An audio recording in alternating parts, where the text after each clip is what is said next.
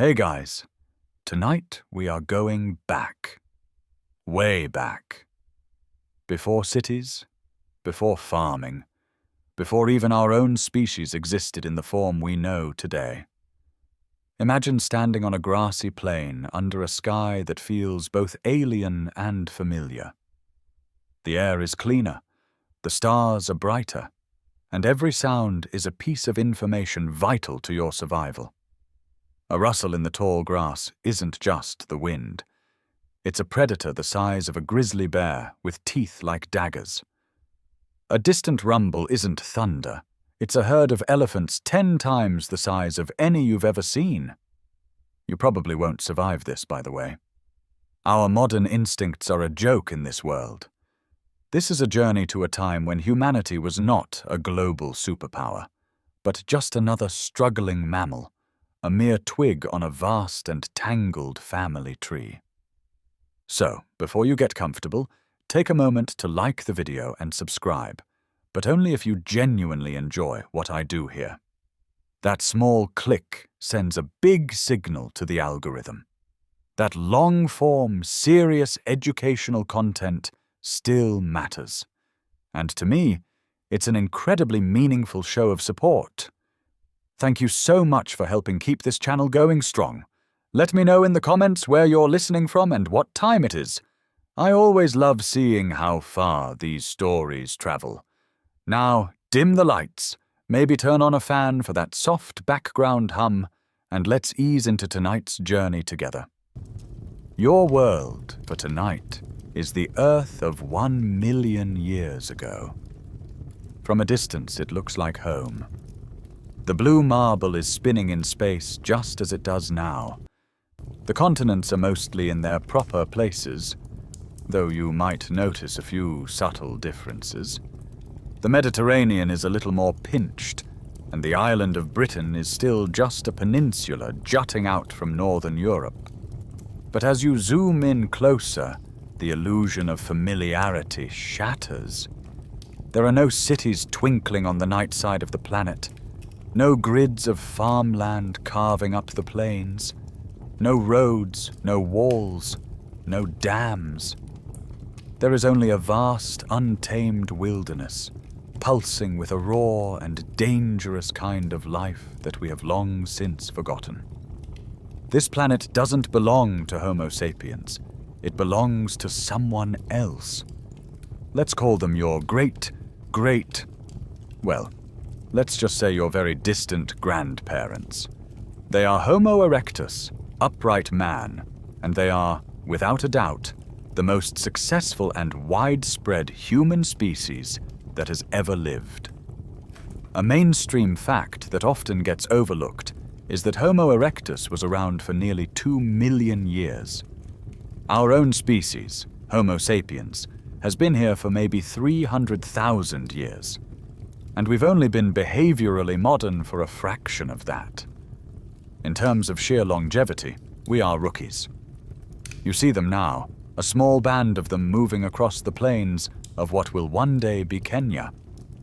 They are taller and more slender than their ape-like ancestors, built for walking and running long distances under a hot sun. Their faces are strikingly different from yours. A heavy, protruding brow ridge sits above their eyes.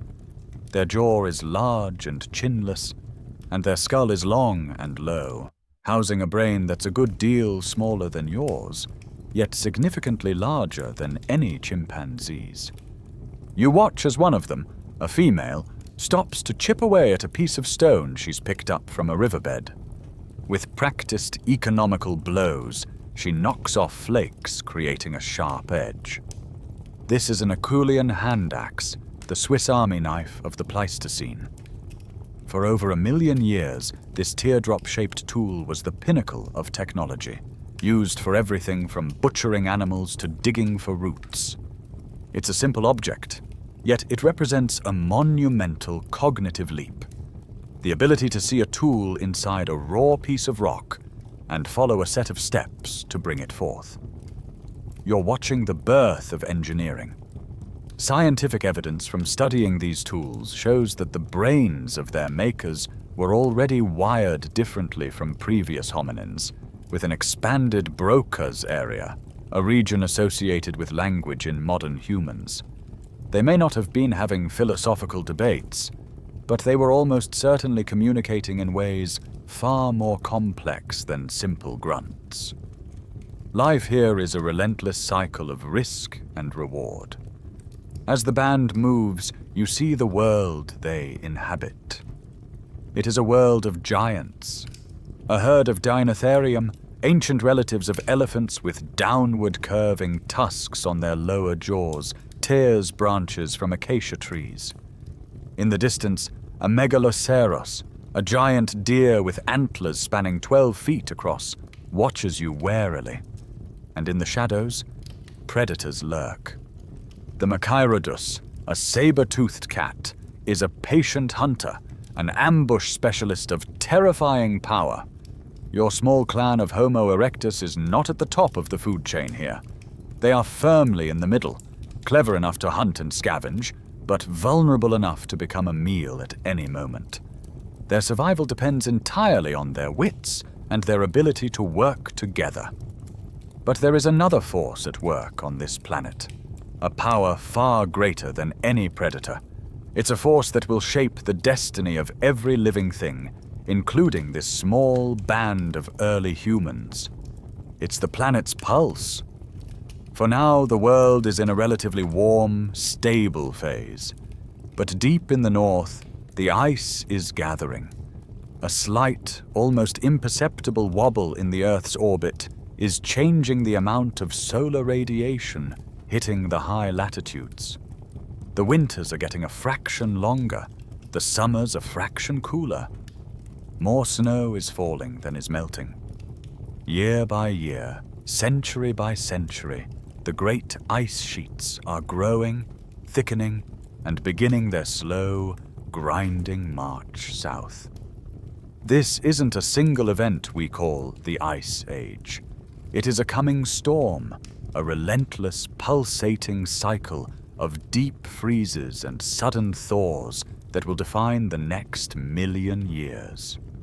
Scholars still argue over the precise timing and number of these glacial interglacial cycles, but they all agree on the outcome: chaos. This metronome of climate change is the engine that will drive everything that comes next.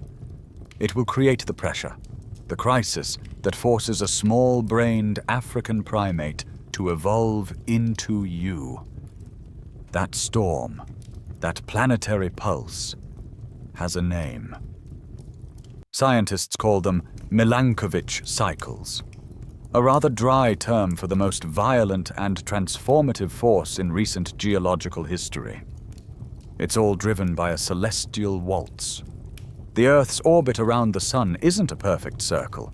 It stretches into an ellipse and returns over 100,000 years.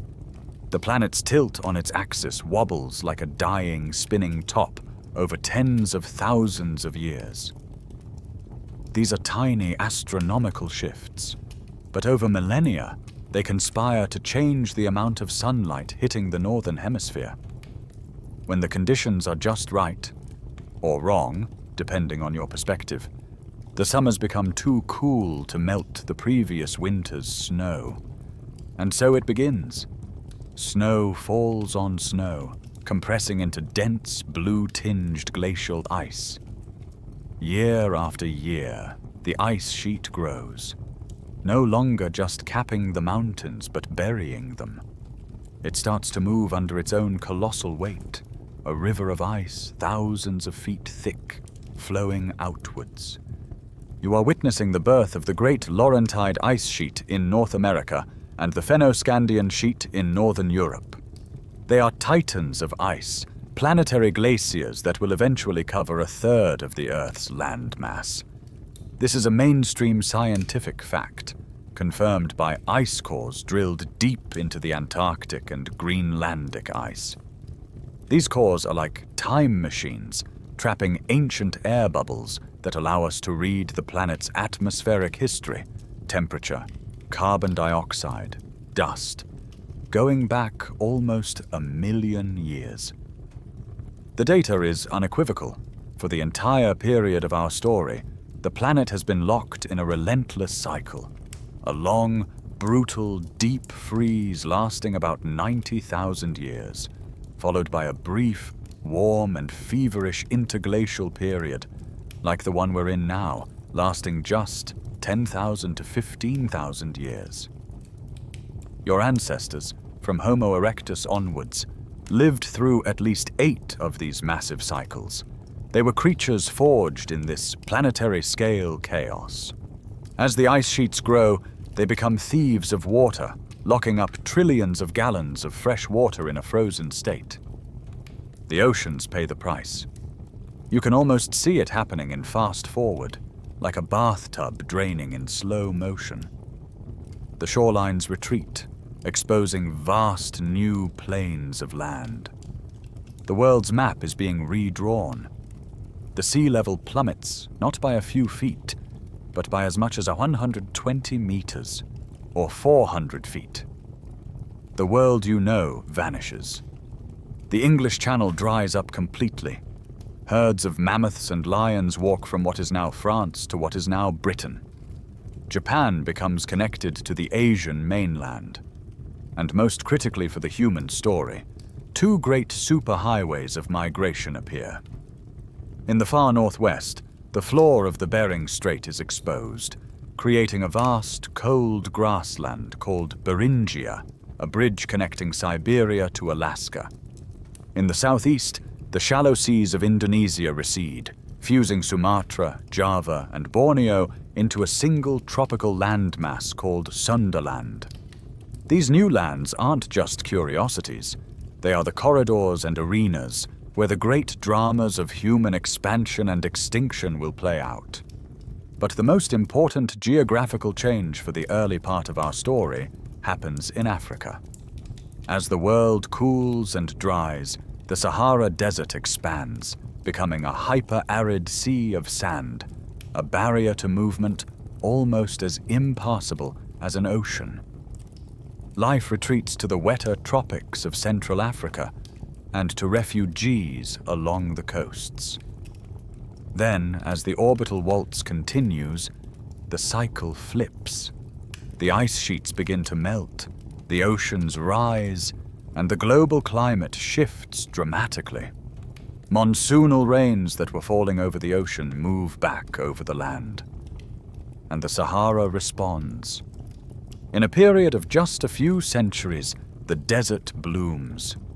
What was once barren sand becomes a network of vast interconnected lakes, flowing rivers, and lush savanna teeming with hippos, crocodiles, and giraffes.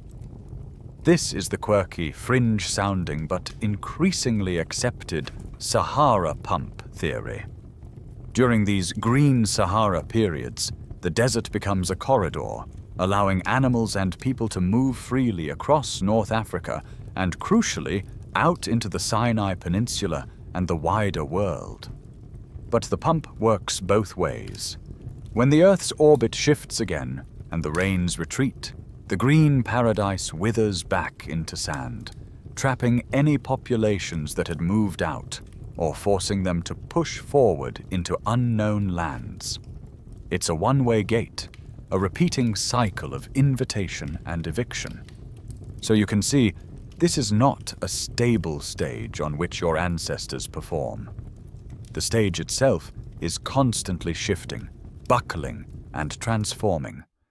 One generation might live their entire lives by a vast lake.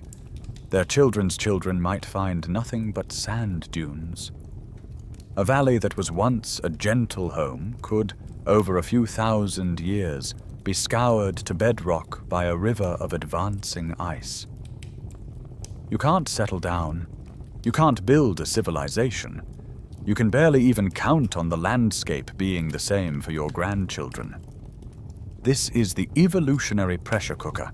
It's a relentless intelligence test devised by the planet itself. The only winning strategy is to be adaptable, to be mobile, to be clever. The constant violent shifts in climate act as a filter, ruthlessly weeding out species that are too specialized, too set in their ways. But for a creature that is already a generalist, a creature like Homo erectus and its descendants, this chaos is also an opportunity. Every crisis is a new problem to be solved, a new spur for innovation. How do you survive the cold? You learn to control fire and make better clothing. How do you hunt in a changing environment? You develop better tools and more complex social strategies. Scientists still debate the exact impact these climatic shifts had on specific moments in human evolution, but the big picture is clear. The very instability of the Pleistocene world is what forced a humble African primate to get smarter, to cooperate more, and to spread farther, ultimately setting the stage for the emergence of a creature with a brain so large and complex it could one day contemplate its own origins.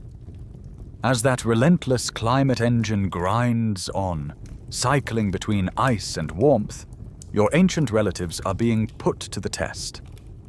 By around 900,000 years ago, the long, successful reign of Homo erectus is beginning to fade. Their classic form, so stable for over 1 million years, is starting to diversify. Like a successful product line spawning countless new models, different populations in Africa, Asia, and Europe begin to drift apart, adapting to their local conditions and setting off on their own unique evolutionary paths. This is where the story of our origins gets truly complicated. The fossil record, which was once a relatively straight line from ape to erectus, suddenly becomes a confusing jumble of skulls and bones. Paleoanthropologists call this period, from about 900,000 to 300,000 years ago, the muddle in the middle, and for good reason. It's a rogues gallery of fossil humans, each with a different mix of primitive and advanced features, and figuring out who is related to whom and who is a direct ancestor versus a failed side branch is one of the most challenging puzzles in all of science. To find the first major clue in this mystery, you must travel to northern Spain, to a range of low, rolling hills called the Sierra de Atapuerca. The hills are riddled with limestone caves, natural traps that have been collecting the bones of animals and humans for over 1 million years. In the 1990s, a team of Spanish archaeologists was excavating a deep cavern exposed by the construction of a railway line. The site is called Grandolina, the Great Sinkhole. As they dug down through layer after layer of ancient sediment, each layer a page from a different chapter of Earth's history, they reached a stratum known as TD6, scientific evidence from paleomagnetism, a technique that reads the history of the Earth's magnetic field reversals recorded in the rocks, dated this layer to at least 850,000 years ago. And in that layer, they found something that would electrify the world of anthropology. They found the remains of a new species of human. They named it Homo antecessor, which means pioneer man, or explorer man, because at the time, these were the oldest known human fossils in all of Europe. But it wasn't their age that was the most shocking thing. It was their faces. Among the fragmented remains of at least 6 individuals, they found the partial face of a child, probably between 10 and 12 years old. And its face was astonishingly modern. You have to understand, every other human fossil from this time period had a classic archaic face. They were prognathic, meaning the whole lower part of the face jutted forward, creating a somewhat snout-like profile. They had huge, heavy brow ridges and no distinct cheekbones. But this child from Grandolina was different. Its face was surprisingly flat. It had hollowed-out cheekbones, creating a facial structure much more like your own. It was a delicate, almost gracile face. tucked neatly underneath its brain case. This was a genuine thunderclap in the scientific community. To find a face like this on a creature that lived almost 1 million years ago was unheard of. It completely upended the timeline of human facial evolution. Paleoanthropologists were electrified, wondering if this could finally be it. Could this be the missing link? The long-sought last common ancestor, the LCA of our own lineage, Homo Sapiens, and our famous European cousins, the Neanderthals? The theory was elegant and compelling. Homo antecessor arose in Africa over 1 million years ago. One group migrated into Europe and evolved into the Neanderthals. The group that remained in Africa continued to evolve, eventually becoming us. The modern-looking face was a shared family trait, passed down to us, while the Neanderthals later evolved their own unique, more projecting facial structure in adaptation to the cold. For a moment, it seemed the muddle in the middle was solved. But there was a darker side to the story of the Grandolina fossils, a quirky and grim tidbit that added another layer of complexity to these ancient people. Many of the bones, both of animals and the Homo antecessor individuals themselves, were covered in fine, parallel-cut marks. These weren't random scratches, they were the unmistakable marks left by stone tools during the process of butchery. The bones had been systematically stripped of their flesh, dismembered, and snapped open to get at the nutritious marrow inside. And since the only tool-making species around at the time was Homo antecessor, the conclusion was as inescapable as it was unsettling. These ancient humans were cannibals. They were hunting, killing, and eating members of their own species in the exact same way they processed deer and bison. This wasn't some solemn funeral rite. This was practical nutritional cannibalism. It's one of the oldest and clearest cases of this behavior in the entire human fossil record, a stark reminder that the world of our ancestors operated by a very different and much harsher set of rules. For now, however, this grisly detail was secondary to the bigger question. With their strangely modern faces, these Spanish pioneers seemed to hold the key to our deepest ancestry, a direct look at the face of the grandparent of all later humanity. So, for a time, the picture seemed clearer. The face of our ancestor, or at least a very close relative, stared back at us from across 850,000 years of deep time.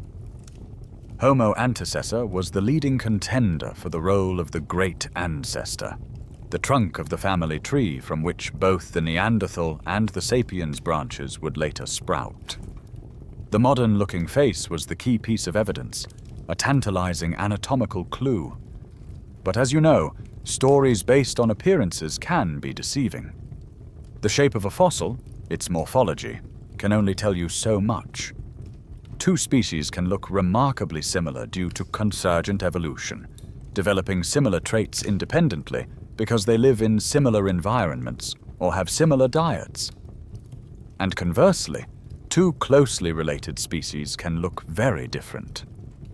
To truly know the relationship between two ancient humans, you need more than the shape of their bones.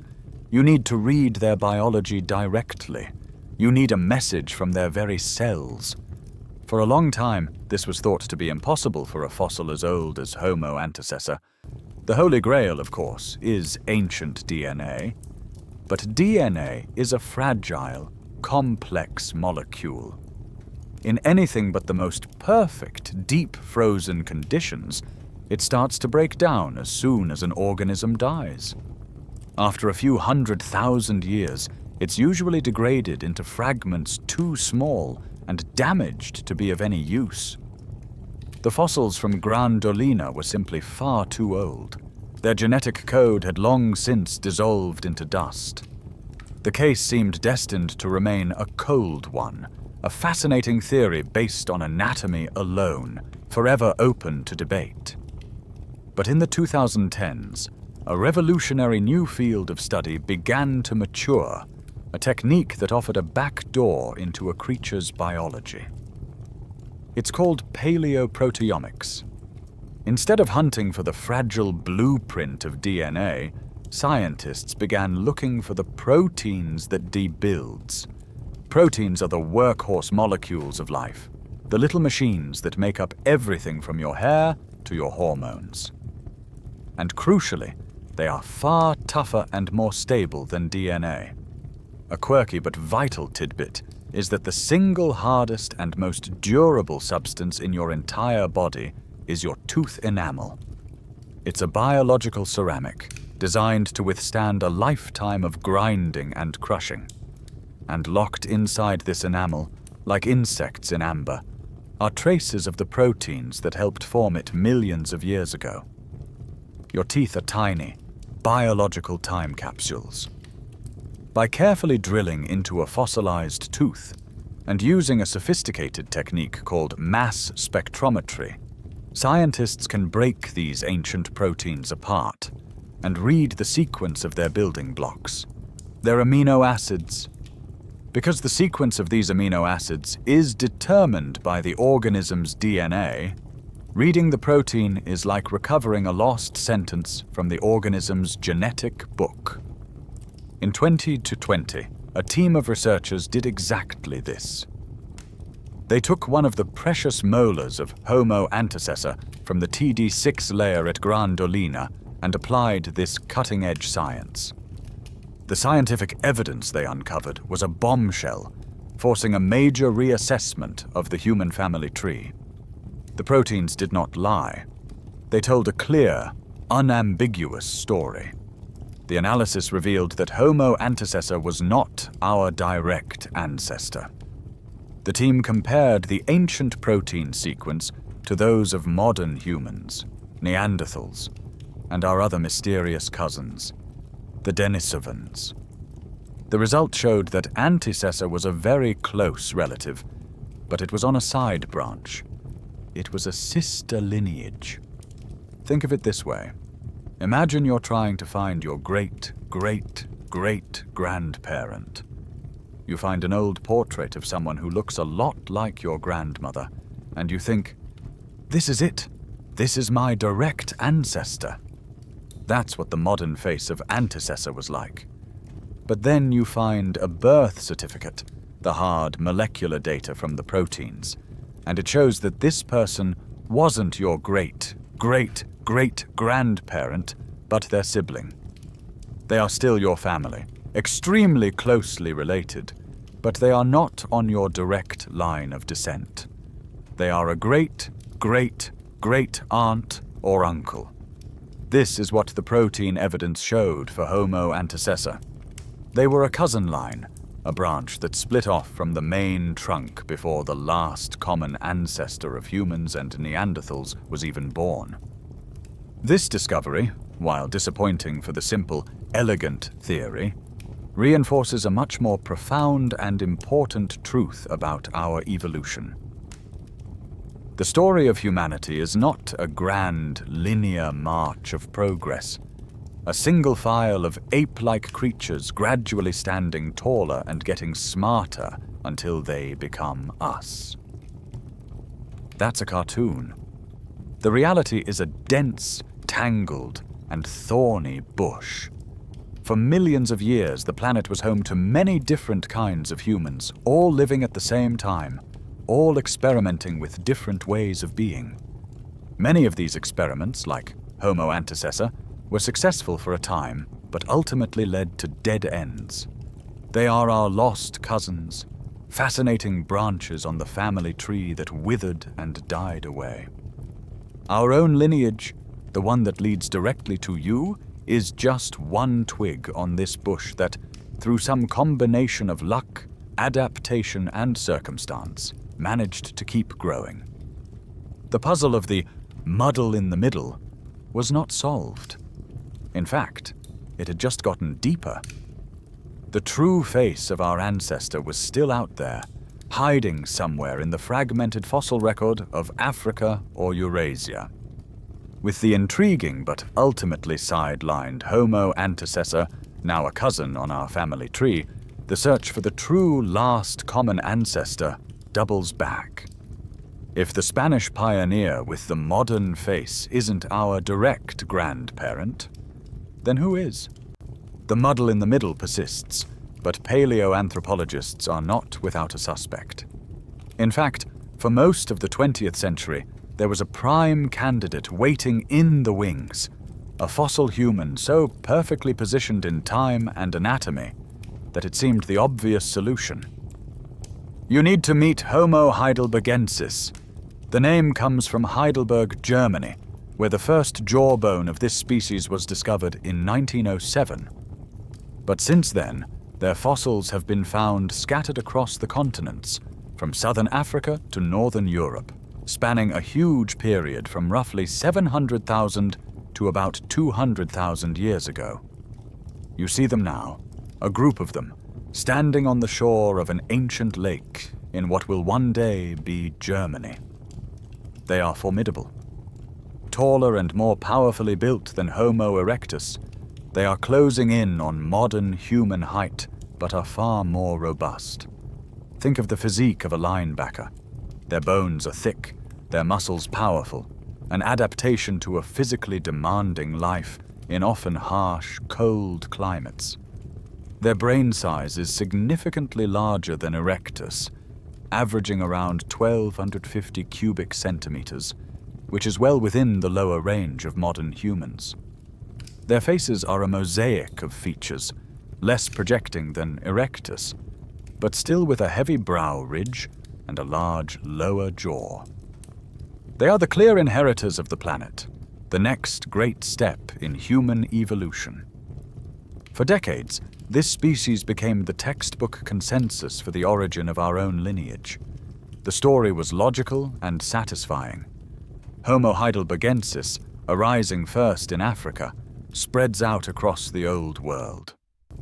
The populations that remain in Africa, under African environmental pressures, continue to evolve, their faces shrinking, their brain cases rounding, eventually becoming Homo sapiens.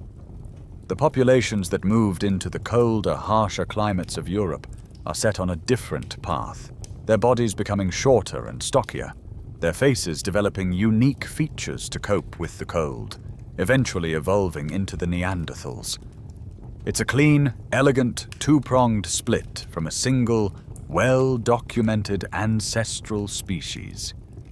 It makes perfect sense. And for a long time, there was little reason to doubt it.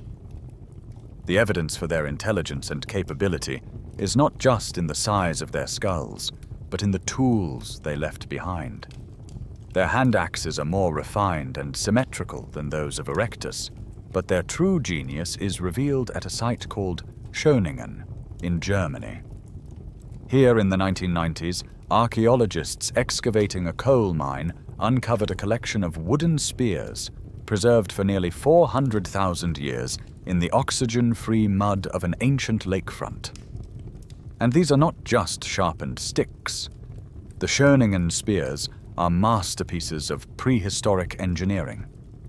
There are 8 of them, each carved from the trunk of a spruce tree. The scientific evidence they provide is stunning. The makers intentionally chose the densest, hardest wood from the base of the tree. The tip of each spear is carved from this hard base wood, while the spear itself tapers towards the back, just like a modern javelin, with the center of gravity located 1/3 of the way from the front. This is a thrown weapon, perfectly balanced for flight.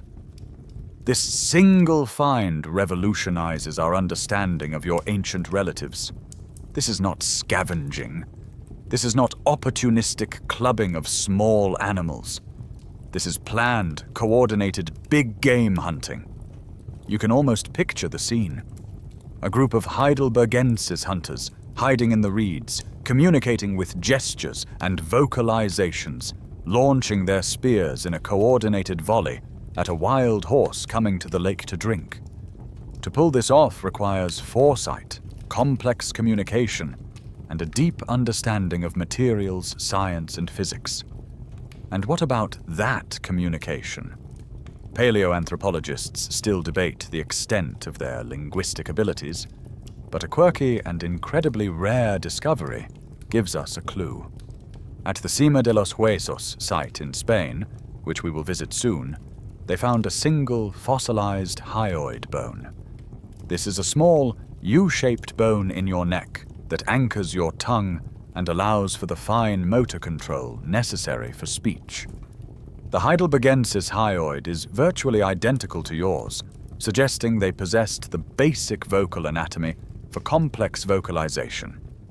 They may not have been reciting poetry, but they were likely capable of a form of speech far beyond anything that came before them. They were smart, they were organized, and they were dangerous. They look, for all the world, like the perfect ancestor. That neat, tidy story of Homo Heidelbergensis being our direct ancestor seems solid, built on the logical foundation of their anatomy and their impressive technological skill. And to add what looks like the final, confirming chapter to this story, you must return to those limestone hills in northern Spain, the Sierra de Atapuerca. You are leaving the wide-open sinkhole of Gran Dolina, where the cannibalized antecessor was found, and venturing into a different part of the cave system, a place far deeper and more mysterious. To get there, you must descend into the dark, navigating a series of tight passages until you reach the top of a vertical shaft, a 43-foot drop into pure blackness. Today there are ladders and ropes, but 430,000 years ago, there was only a pit. And at the bottom of that pit lies a small, sloping chamber known as the Cima de los Huesos, the Pit of Bones. And it is named that for a very good reason. Since excavations began here in the 1980s, this single small chamber has yielded one of the most incredible treasures in the history of human paleontology. It is not a few scattered fragments. It is a fossil bonanza. As you gaze into the pit, you see a tangled, chaotic jumble of bones. They have found over 7,000 individual human fossils here, belonging to a minimum of 28 different individuals, men, women, and children. It is the greatest concentration of fossil humans ever found in one place. For context, most of our knowledge of other ancient human species comes from a single jawbone here, a skull cap there. The Cima de los Huesos gives us an almost complete population, allowing us to study not just an individual, but variation within a group. You can see the differences between males and females, adults and adolescents. It is a statistical dream, a snapshot of a single clan of ancient people. But this unprecedented discovery brings with it an equally unprecedented mystery. The meaning of this incredible accumulation is one of the greatest and most hotly debated mysteries in paleoanthropology. How did all these bodies end up at the bottom of a vertical shaft, deep inside a cave? There are no animal bones mixed in with them, save for a single massive cave bear that likely fell in and died there much later. There's no evidence that this was a den where carnivores dragged their prey. There's no sign that they lived in this part of the cave. It's too deep, too dark, too inaccessible. The conclusion seems unavoidable. The bodies were put there, deliberately. This is a staggering thought. If true, this represents the earliest evidence of mortuary practice, of intentional disposal of the dead, by any human species. It's a behavior we associate with much later humans, like the Neanderthals and ourselves. It hints at a mind that is beginning to contemplate death, to see a dead body as something more than just a piece of meat, something that needs to be treated in a special way. Perhaps it was for sanitary reasons, to keep scavengers away from their living areas. Or perhaps, just perhaps, it was something more. Perhaps it was a ritual. One tantalizing piece of scientific evidence supports this more symbolic interpretation. Amidst the thousands of human bones, the excavators found only one single solitary stone tool. It is an Apulian hand axe, but it is unlike any other. It is made from a beautiful reddish-brown quartzite, a type of stone not found anywhere near the cave. It is exquisitely crafted, perfectly symmetrical, and appears to have never been used. It has been nicknamed Excalibur, and the theory is that this was a grave offering, a symbolic tribute dropped into the pit along with the dead. Initially, these individuals were classified as Homo Heidelbergensis. They fit the profile perfectly. Their anatomy was a textbook example of this species, seemingly the European variant that was well on its way to becoming Neanderthal. This discovery seemed to cement their place in our family tree, and the pit offered even more intimate, if grim, stories. A quirky and fascinating detail is that forensic analysis of the skeletons reveals that most of the individuals were adolescents and young adults. Life was clearly tough and short. One skull, known as Cranium 17, tells a particularly dark tale. It has two nearly identical puncture wounds just above the left eye. The shape and angle of the fractures show they were caused by two separate, face-to-face blows from the same object, likely a stone tool. The bone shows no signs of healing. This person was murdered, struck down by a member of their own kind, their body then cast into the pit with the others. It is the oldest known cold case in human history. So the picture comes into focus.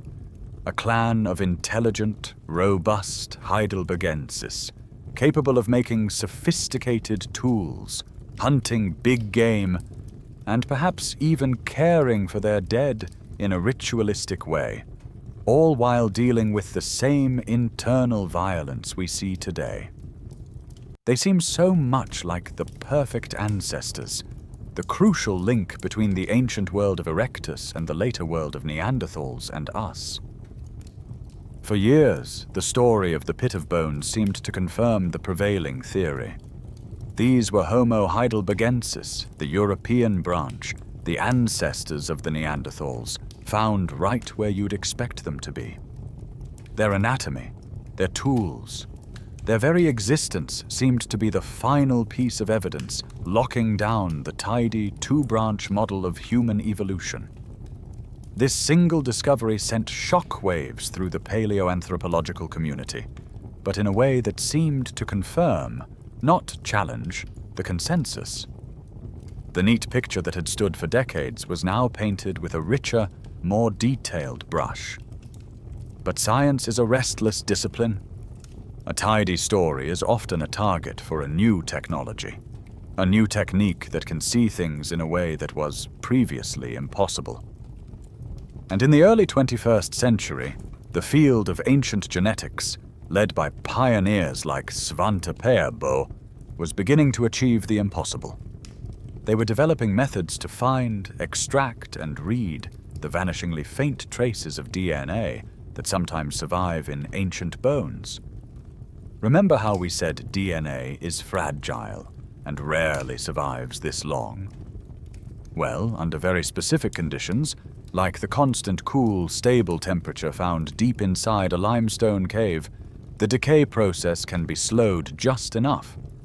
The Cima de los Huesos, which had already given us a treasure trove of bones, was hiding one more secret within them: a few precious fragmented strands of genetic code. The challenge was immense. The DNA was shattered into millions of tiny pieces, and it was massively contaminated with the DNA of bacteria and fungi that had lived in the cave for millennia, not to mention the DNA of the excavators themselves. Extracting the real, ancient signal from all that noise was like trying to reassemble a single shredded page of a book from a city landfill. Around 2013, the team at the Max Planck Institute in Germany announced they had done it. They had recovered a complete mitochondrial genome from one of the Sima fossils. Mitochondrial DNA, or mtDNA, is separate from our main nuclear genome. It's much smaller and more abundant in our cells, making it easier to find. Everyone held their breath. The genetic verdict was about to be delivered, and the result was completely baffling. It made no sense at all.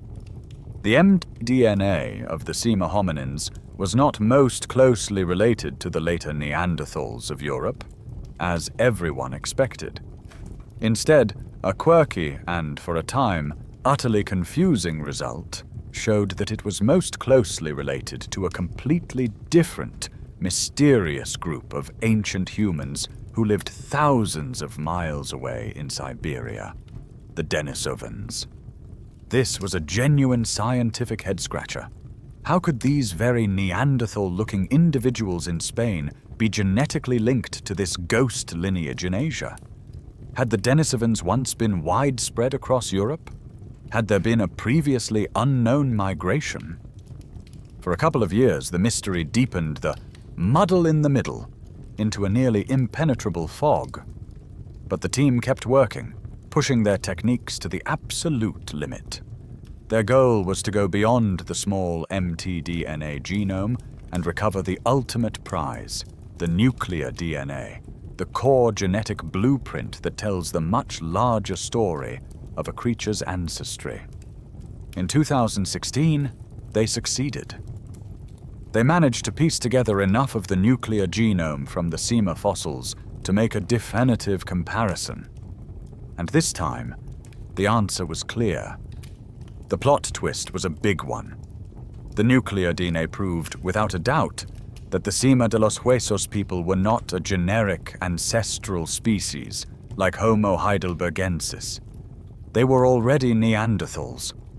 Very early, very primitive Neanderthals, for sure, but their genes placed them firmly on the Neanderthal evolutionary branch after it had already split off from the branch that would lead to us, Homo Sapiens.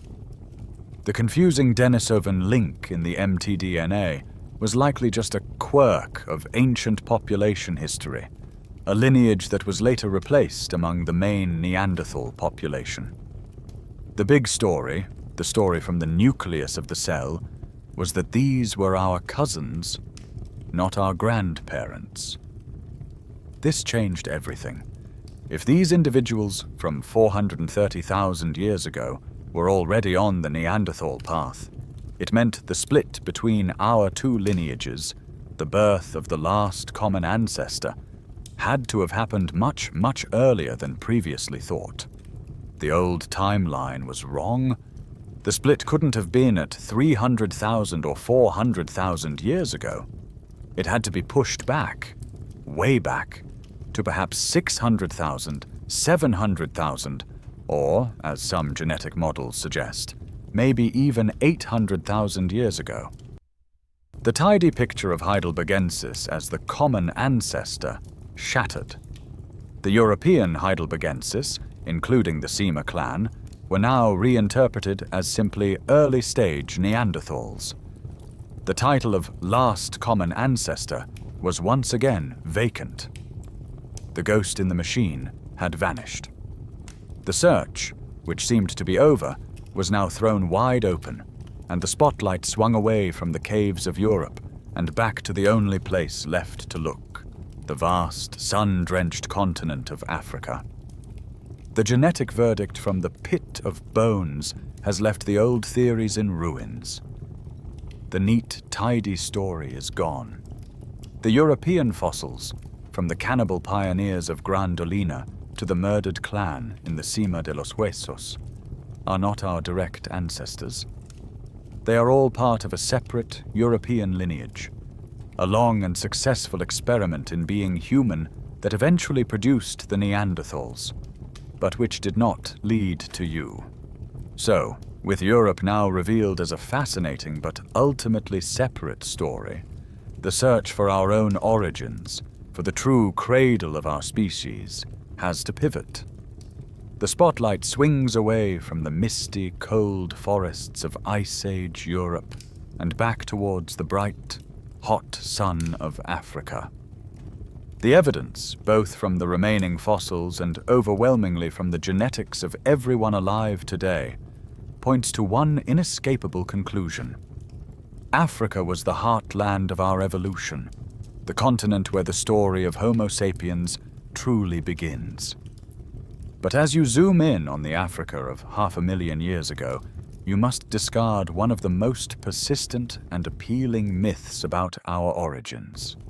This is the idea of a Garden of Eden, a single small place, perhaps a verdant valley in the East African Rift, where a small population of proto-humans was isolated, underwent a rapid evolutionary change, and suddenly became us. It's a simple, dramatic story.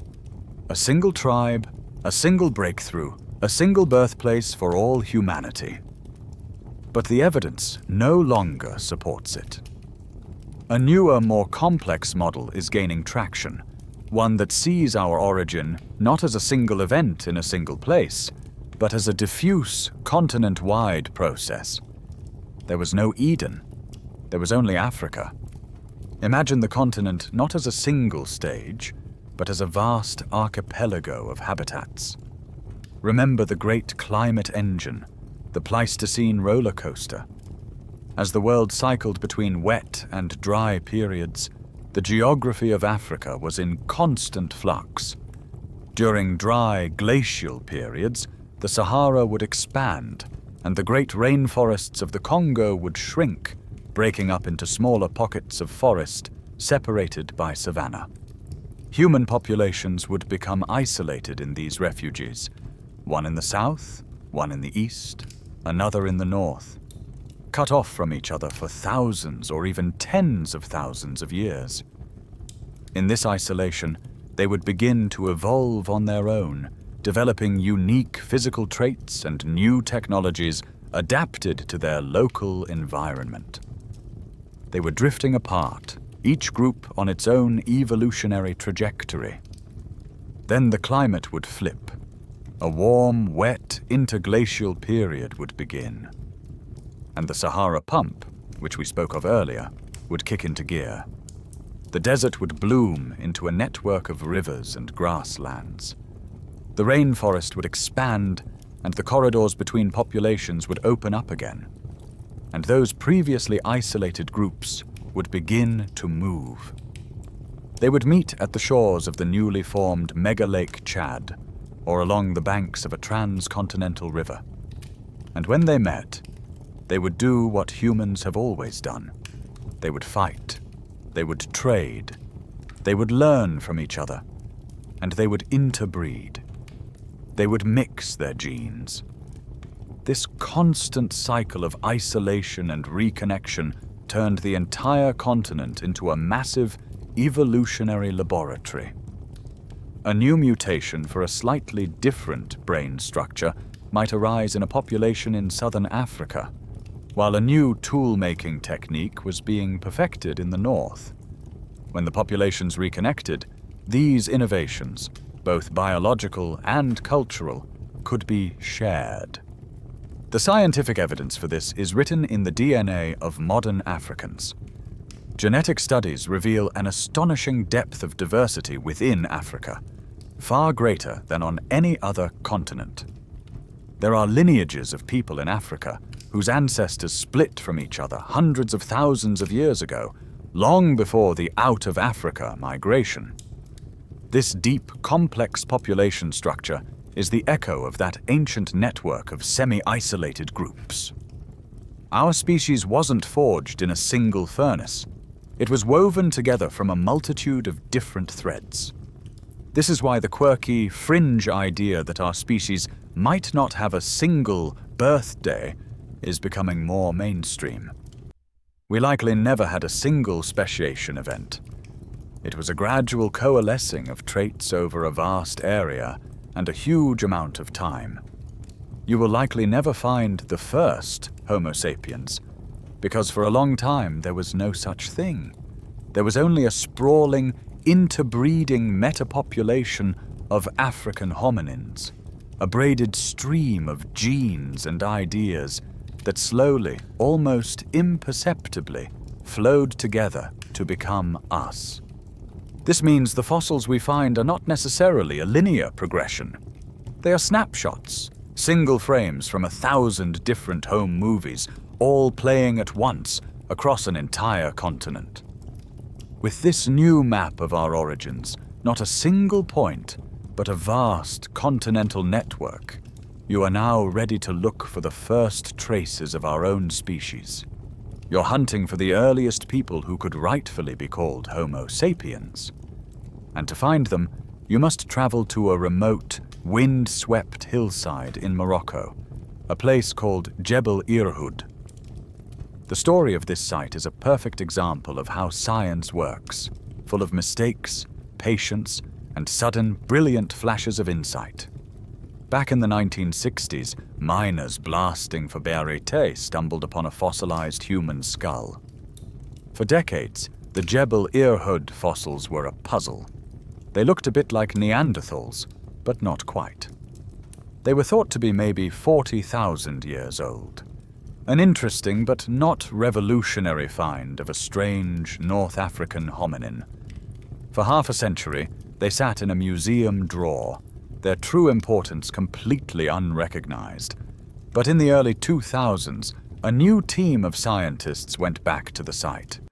They were armed with a better understanding of the complex, braided stream model of human origins, and crucially, with far more advanced dating technologies. They reopened the excavation and found more human fossils, including parts of a skull, a jawbone, and teeth belonging to at least 5 different individuals. And they found the stone tools these people had made, distinctive flint points from the Middle Stone Age. And here is where the revolution happened. They used a technique called thermoluminescence on these flint tools. This method is ingenious. It measures the amount of natural radiation a piece of flint has absorbed since the last time it was exposed to intense heat. Essentially, it tells you the last time that flint was lying in the embers of a campfire before being discarded and buried. The scientific evidence was jaw-dropping. The campfires these people had sat around, the tools they had used and lost, were not 40,000 years old. They were an astonishing 300 years old. In a single stroke, this discovery, announced in 2017, pushed back the fossil record of our own species by over 100,000 years. The textbooks, which for decades had confidently stated that Homo sapiens emerged in East Africa around 200,000 years ago, were instantly obsolete. And the location, Morocco, was just as revolutionary. It wasn't in the supposed Garden of Eden of the East African Rift Valley. It was in the far northwestern corner of the continent. This was the first piece of concrete, physical proof for the Pan-African model. Our species was already spread across the entire continent, from east to west, over 300,000 years ago. But the most important part of the story is not their age or location, but their anatomy. What did these, the oldest known members of our species, actually look like? You are looking at a reconstruction of one of their skulls now, and it is a strange and wonderful mix of the familiar and the alien. From the front, the face is shockingly modern. If one of these ancient Moroccans were dressed in modern clothes and walking down the street, you might not even give them a second glance. Their face is small, flat, and delicate, tucked directly beneath the front of their brain case, just like yours. The heavy, forward-jutting brow ridge of their ancestors is greatly reduced. They have a defined chin, a feature unique to Homo sapiens. Based on their facial anatomy and their genetics, they are unequivocally classified as part of our species. They are one of us. But then, You turn the skull to the side, and the familiarity vanishes. The brain case, the part of the skull that houses the brain, is completely different from yours. It's not the high, rounded, almost soccer ball shape of a modern human. Instead, it's long, low, and archaic. It stretches backwards, more like a football or an egg. It's a shape reminiscent of much older humans, like Homo Heidelbergensis or even the Neanderthals. This is a perfect example of mosaic evolution, the idea that different parts of an organism evolve at different rates. Their faces had made the leap to modernity, but their brains, or at least the container for their brains, had not. This discovery sparked a fierce debate about what it truly means to be a modern human. Are you defined by your face or by your brain? These Jebel Irhoud people were anatomically modern humans, but were they behaviorally modern? Did they think like us? Did they have the same capacity for symbolic thought, for complex language, for art? Their long, archaic skulls suggest that their brains, while just as large as ours on average, were organized differently. They were a different model of Homo Sapiens, an earlier version of the operating system. You are looking at the face of your oldest known relative, a person separated from you by some 15,000 generations. You share the same family name, Sapiens, but the landscape of their mind may have been a very different world from your own. That strange combination of features in the Jebel Irhoud skull, the modern face and the archaic brain case, is the single most important clue to understanding the final steps of our own evolution. You are holding the two skulls in your mind's eye now, the one from Jebel Irhoud, shaped like an egg or a football, long and low, and next to it, a modern human skull, one like your own, which is high, rounded, and globular, shaped much more like a tennis ball. The difference is stark, and it begs the question, so what? Why does the geometry of our skull matter? The answer is that the skull is a fossilized echo of the organ that once grew inside it. Its shape is dictated by the shape of the brain. So the shift from an egg head to a tennis ball head is the physical evidence of the last great rewiring of the human brain. This is not a story about brain size. That's a common misconception. If you were to measure the internal volume of the Jebel Irhoud skull, you'd find it's well within the range of people living today. Those ancient Moroccans had just as much brain matter as you do. The story here is not about quantity, but about organization. It's about which parts of the brain were expanding and bulging outwards, pushing the surrounding bone with them and creating this new, globular shape.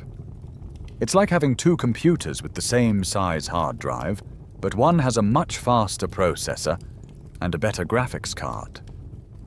The critical upgrades for Homo sapiens happened between 300,000 and roughly 100,000 years ago, and they were all about reorganizing the internal components to create a more powerful and efficient thinking machine.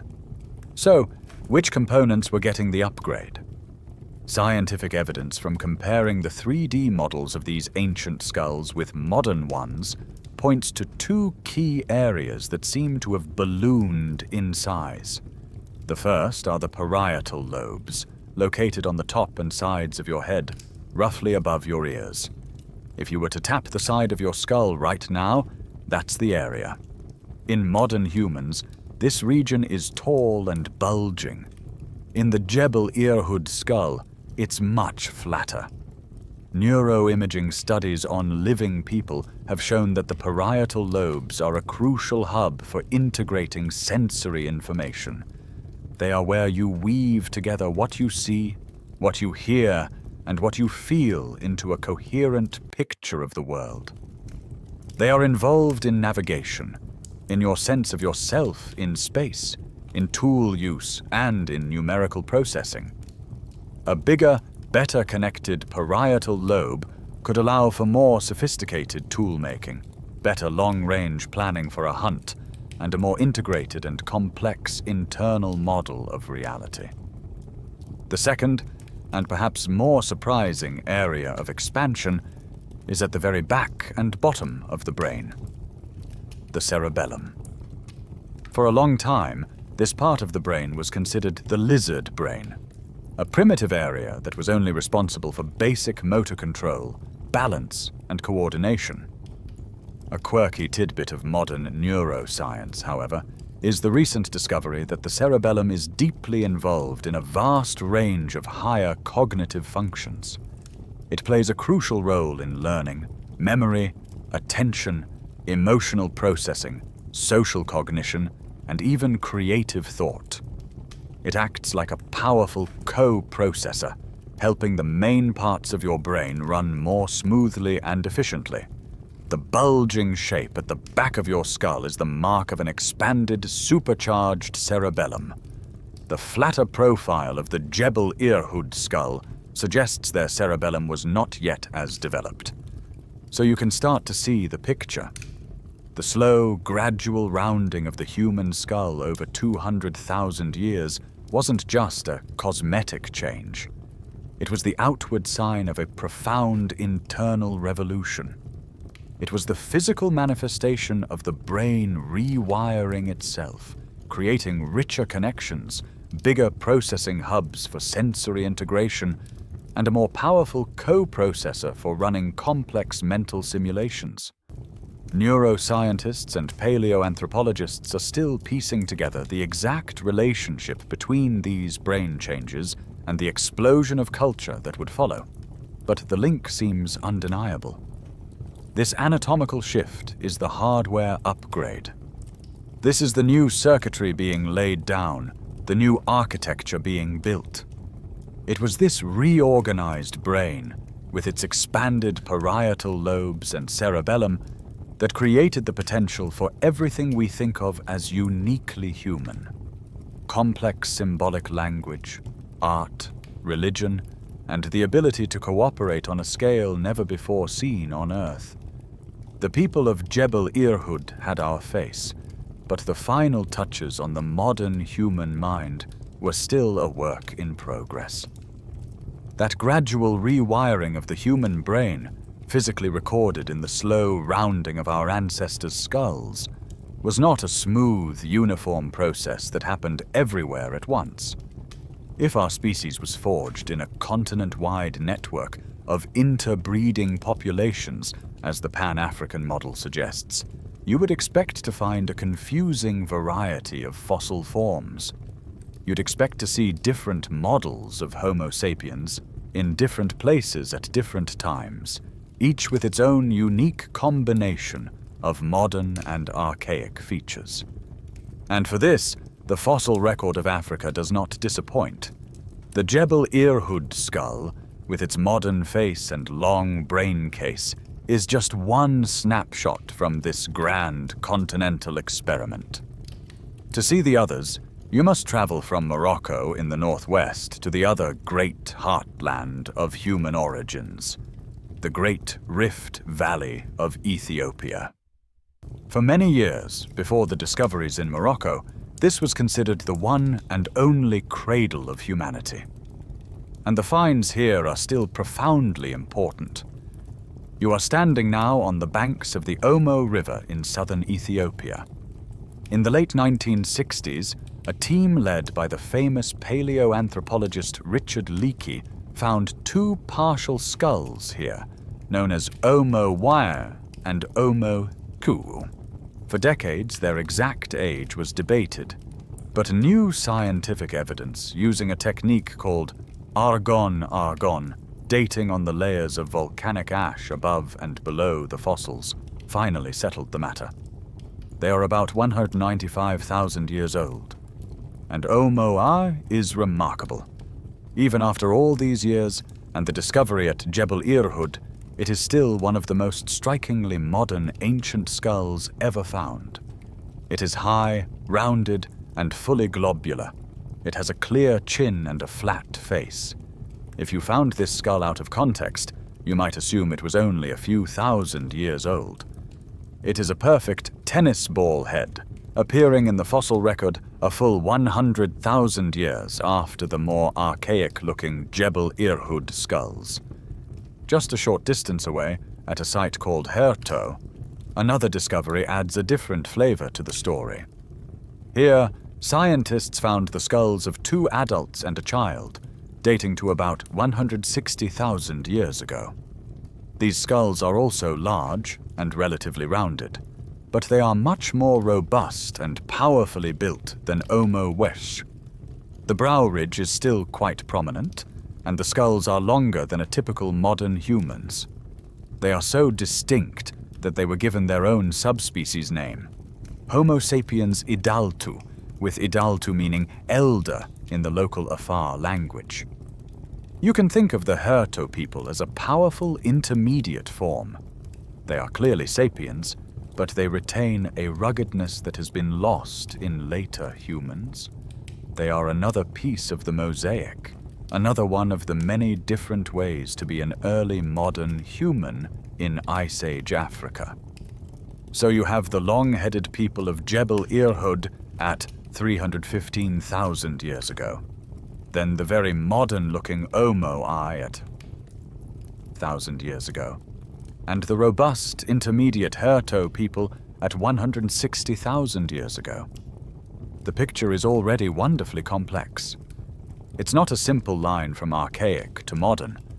Instead, it's a spectrum of skulls, a continent filled with diverse populations that looked different from one another, much like populations in different parts of the world look different today, but with a much greater range of variation. Paleoanthropologists continue to debate the significance of this diversity, but it strongly supports the idea of a braided stream with different genetic currents flowing and mixing across the continent. But the most shocking piece of evidence for this messy, overlapping reality comes not from the deep past, but from a time so recent it almost feels like yesterday. For this, you must travel to West Africa, to a rock shelter in Nigeria called Iwo Eleru. In 1965, a single strange skull was unearthed here. The archaeological layer it was in, based on radiocarbon dating, was from the very end of the Stone Age, only about 13,000 years ago. At this time, on the other side of the world, people are already on the verge of inventing agriculture. But the skull of the Iwo Eleru man is a complete shock. It doesn't look like any other 13,000-year-old skull. It looks ancient. It is extremely long and low, with a sloping forehead and a prominent brow ridge. It looks, for all the world, like one of the archaic skulls from Jebel Irhoud, or even older. This find completely overturned the simplistic idea that archaic-looking humans were neatly replaced by modern-looking ones. The existence of the Iwo Eleru skull is a quirky and profound tidbit that points to an incredible new understanding. It suggests that a ghost population of archaic-looking Homo sapiens survived and thrived in West Africa until the very dawn of recorded history, living alongside and almost certainly interbreeding with their more modern-looking neighbors. For hundreds of thousands of years, our species was not a monolith.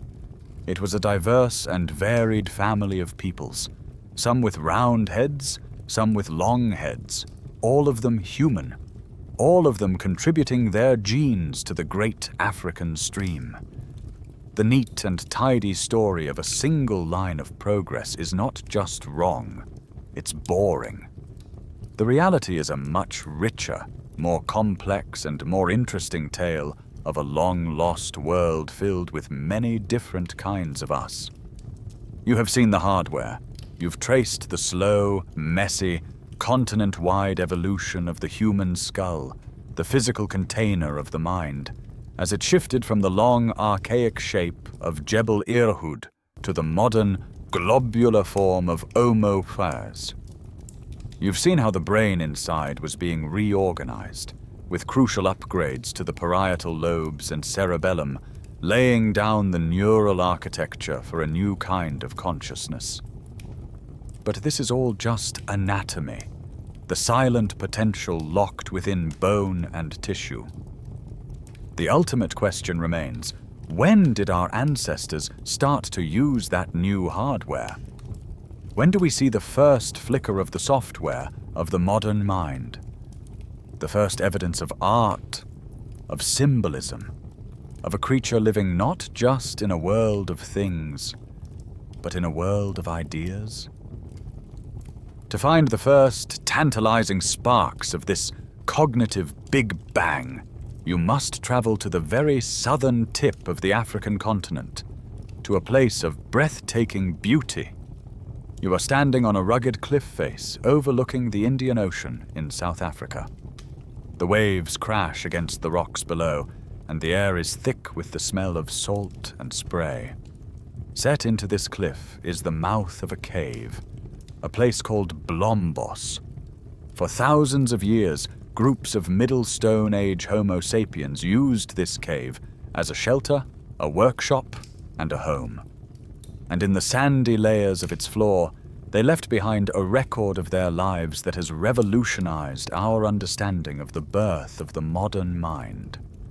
Archaeologists still debate whether this was a sudden revolution or a slow, flickering dawn, but the evidence from Blombos is undeniably one of the first, brightest flames. As you sift through the ancient sand, dated to between 100,000 and 70,000 years ago, you find the first clue. It's a pair of abalone shells, the kind you might find on any beach. But these are special. Inside each shell is a residue of a reddish, powdery substance. This is ochre, a natural iron oxide pigment. At first, you might think it's just a rock they left in a shell. But then you look closer. Alongside the shells are the tools they used: grinder stones, hammer stones, and delicate slivers of animal bone. Scientific evidence from a chemical analysis of the residue reveals a stunning level of sophistication. This is not just crushed rock. It's a complex, deliberate recipe. They had ground the ochre into a fine powder, mixed it with heated and crushed seal bone to act as a binder, added a bit of charcoal, and then blended it all with a liquid, likely water or urine, to create a rich, storable paint. These two abalone shells are the world's oldest known artists' tool kits, a prehistoric paint pot setsuto. What were they using this paint for? We don't know for sure. Perhaps they were decorating their tools, their homes, or themselves. But the act of creating a compound pigment, of following a multi-step recipe to create a substance with no immediate practical function for survival, is a massive cognitive leap. It's abstract thought. It's chemistry. It's planning for a future aesthetic purpose. This is a mind that is no longer just thinking about the next meal. The next clue you find is even more personal. It's a collection of tiny pea-sized shells from a sea snail called Nassarius. But they are not just a pile of old shells. Each one has a small, deliberate hole punched through the lip in the exact same spot. They are beads, designed to be strung together on a cord. A quirky but important tidbit is that these snails don't live on the rocky shore by the cave. They live in estuaries, miles away. So the Blombos people had to travel to collect them. They deliberately selected shells of a similar size, brought them back to the cave, and then used a sharp bone awl to systematically pierce each one. This is not just decoration, it's communication. It's the birth of identity. A necklace or a decorated piece of clothing says something about you. It says who you are, what group you belong to, what your status is. This is symbolic language worn on the body. It's the ancestor of every flag, every uniform, and every piece of jewelry you've ever seen. And then you find the most famous object of all. It's a small, flat piece of ochre, about the size of 2 of your fingers. It's smooth and soft, the kind of thing you'd absent-mindedly pick up and fiddle with. And on one of its flat surfaces, someone, 77,000 years ago, carved a design. It's a deliberate geometric pattern, a series of cross-hatched lines framed by a line at the top and bottom. It's not a picture of anything. It's an abstract symbol. We will never know what it meant. Was it a doodle? A map? A piece of information? A religious symbol? It doesn't matter. What matters is that a human mind conceived of a pattern that existed only in their imagination, and then used a tool to impose that pattern onto the physical world. This is the first known drawing in human history. This is the birth of us. The person who made this was not just an anatomical modern human. They were a behavioral modern human. Their brain, rewired over the previous 200,000 years, was now running a new kind of software, a program that allowed for art, symbolism, and a shared reality built not just of rocks and animals, but of meaning. The mind of our species is awake. In places like Blombos Cave, your ancestors are no longer just surviving. They are creating, communicating with symbols, and building a shared culture.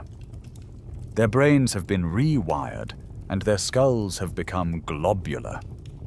They are, for all intents and purposes, us. And with this new cognitive toolkit, it was only a matter of time before they began to look beyond the horizons of their homeland. Africa had been the cradle, but it was never destined to be a cage.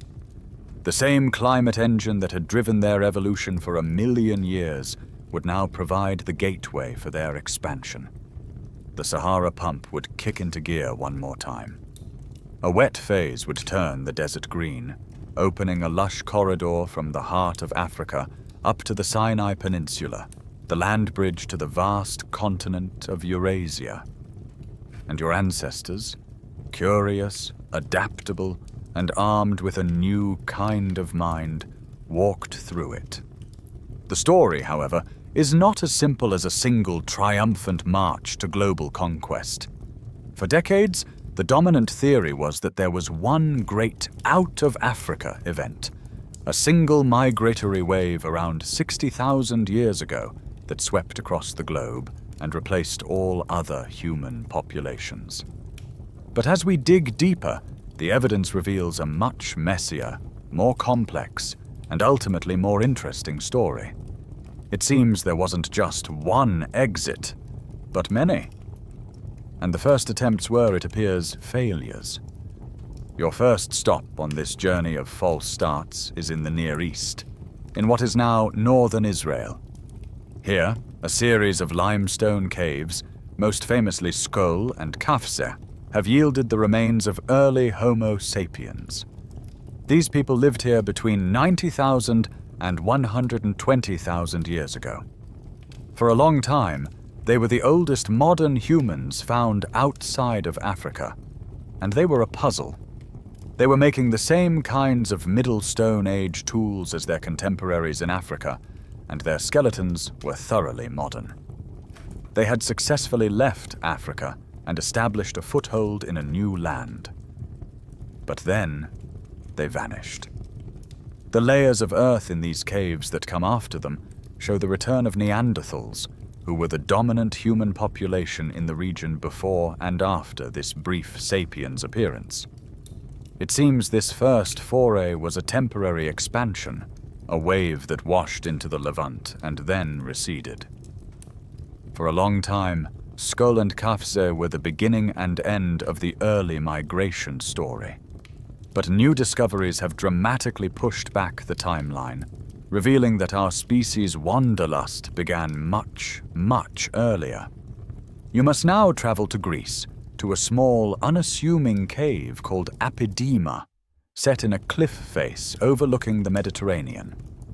A quirky but revolutionary tidbit is that the key fossil from this site, a partial skull known as Apidema 1, was actually discovered in the 1970s. It was encased in a block of breccia, a type of rock, and for 40 years it sat in a museum in Athens, misidentified and largely ignored. But in 2019, a team of researchers decided to take another look. Using modern CT scanning to reconstruct the hidden parts of the skull, and a sophisticated scientific evidence technique called uranium series dating, they made a discovery that sent shockwaves through the world of anthropology. The skull was not a Neanderthal. It was a Homo Sapiens, and it was an unbelievable 210,000 years old. This is a staggering number.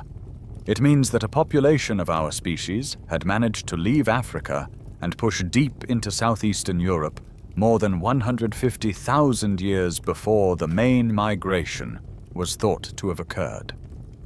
They were living in the heart of what would become Neanderthal territory at a time when the people of Jebel Irhoud were still just beginning their evolutionary journey back in Morocco. The story gets even more complex when you travel to the other side of the world, to southern China. In a cave system in Dioxean, paleontologists have found a collection of 47 human teeth. They are unambiguously modern human teeth, but their age is, again, shocking. They date to between 80,000 and 120,000 years ago. This means that while the pioneers in Israel were seemingly failing to hold their ground, another group of sapiens had pushed thousands of miles further, deep into East Asia. This new evidence completely rewrites the story of our species' journey. There was not one exit, but a series of them, pulses of migration stretching back over 200,000 years. But this raises one of the most profound questions in our story. Why did these early waves of pioneers fail? Why did the people of Apidema, of Skul and Kafse, and of Dioxean all vanish, leaving little to no long-term trace in the genetic record of people living today? They were anatomically modern. They had the same bodies, the same brain cases as the later, successful migrants. What were they missing? Were they just unlucky? Wiped out by a sudden shift in climate? Were they outcompeted by the established, well-adapted Neanderthal and Denisovan populations they encountered? Or was there something else? Some final crucial piece of the cognitive or cultural toolkit that they lacked? A final software upgrade that the later wave of migrants would possess? The planet was about to provide a dramatic and terrifying answer. A global catastrophe was brewing that would push our species to the very brink of extinction, and in doing so, perhaps forge the survivors into the unstoppable force that would finally conquer the world. You are standing on the shore of a vast lake in Sumatra, Indonesia. The air is warm and heavy, thick with the scent of tropical flowers and damp earth. A group of archaic humans, perhaps late surviving relatives of Homo erectus, moves through the forest nearby. The world feels ancient and stable. And then it ends. With a roar that is felt more than it is heard, a sound that would circle the globe multiple times, the ground rips open. A plume of ash, gas, and molten rock punches 30 miles straight up into the sky, tearing through the atmosphere and spreading out like a dark, cancerous flower. This is not a volcano. This is a supervolcano. This is the eruption of Mount Toba, and it is the single largest volcanic event of the last 2 million years. The scale is almost impossible to comprehend. Toba would erupt with the force of thousands of Krakatoas. It would spew out nearly 3,000 cubic kilometers of rock and ash, enough to bury the entire state of Texas 5 feet deep. A thick, grey blanket of ash would cover all of South Asia.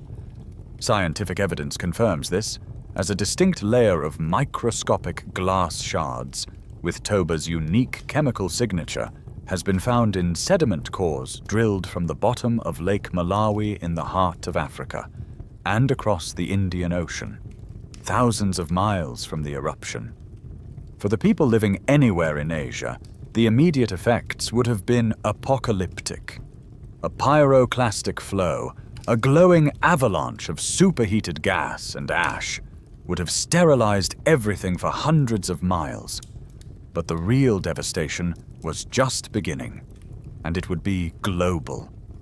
The sheer volume of sulfur dioxide and ash injected into the stratosphere would have created a persistent veil, blocking out sunlight across the planet.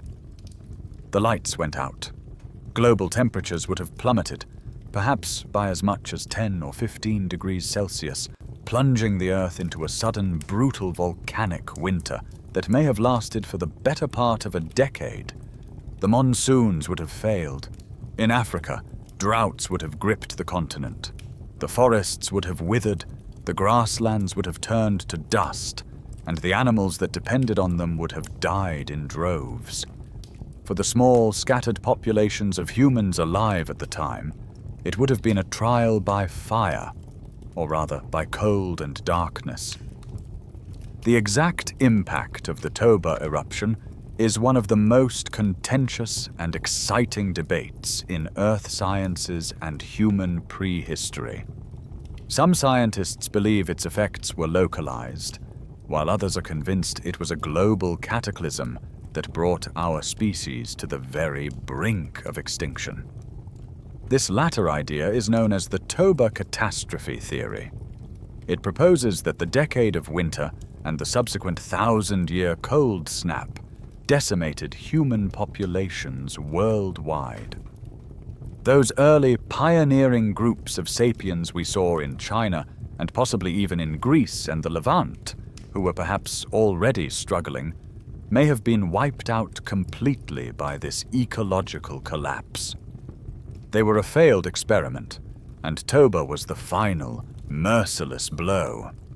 And what about the populations back in our African homeland? According to the theory, they suffered immensely too. Geneticists, by studying the diversity in modern human DNA, can calculate the approximate size of our ancestral population at different points in the past. And their calculations point to a dramatic bottleneck right around this time, roughly 70,000 years ago. The evidence suggests that the entire population of Homo sapiens on the planet may have crashed to as few as 10,000, or perhaps even just 3,000 breeding individuals. Imagine that. The entire future of humanity, everyone who has ever lived, resting on the survival of a population the size of a small town, huddled in a few isolated pockets of refuge in Africa, where the climate was just barely tolerable. A single disease, one more failed rainy season, and we would have been gone. But we weren't. We survived. And the theory suggests that this near-extinction event was the ultimate crucible. It was a filter. It didn't just shrink the population, it may have fundamentally changed it. The survivors who made it through the Toba winter would have been the most adaptable, the most cooperative, the most intelligent and resourceful humans that had ever lived. They had to be. In this desperate new world, the groups that could communicate better, share resources more effectively, and innovate new ways to survive were the ones who passed on their genes. A quirky but tantalizing piece of evidence for this is the Hofmeyr skull, a lone cranium found in South Africa dating to around 36,000 years ago. Its shape is a near-perfect match for the skulls of the first sapiens who would later colonize Europe. It may be a descendant of this small, resilient population of Toba survivors, the parent stock from which the rest of the world would be populated.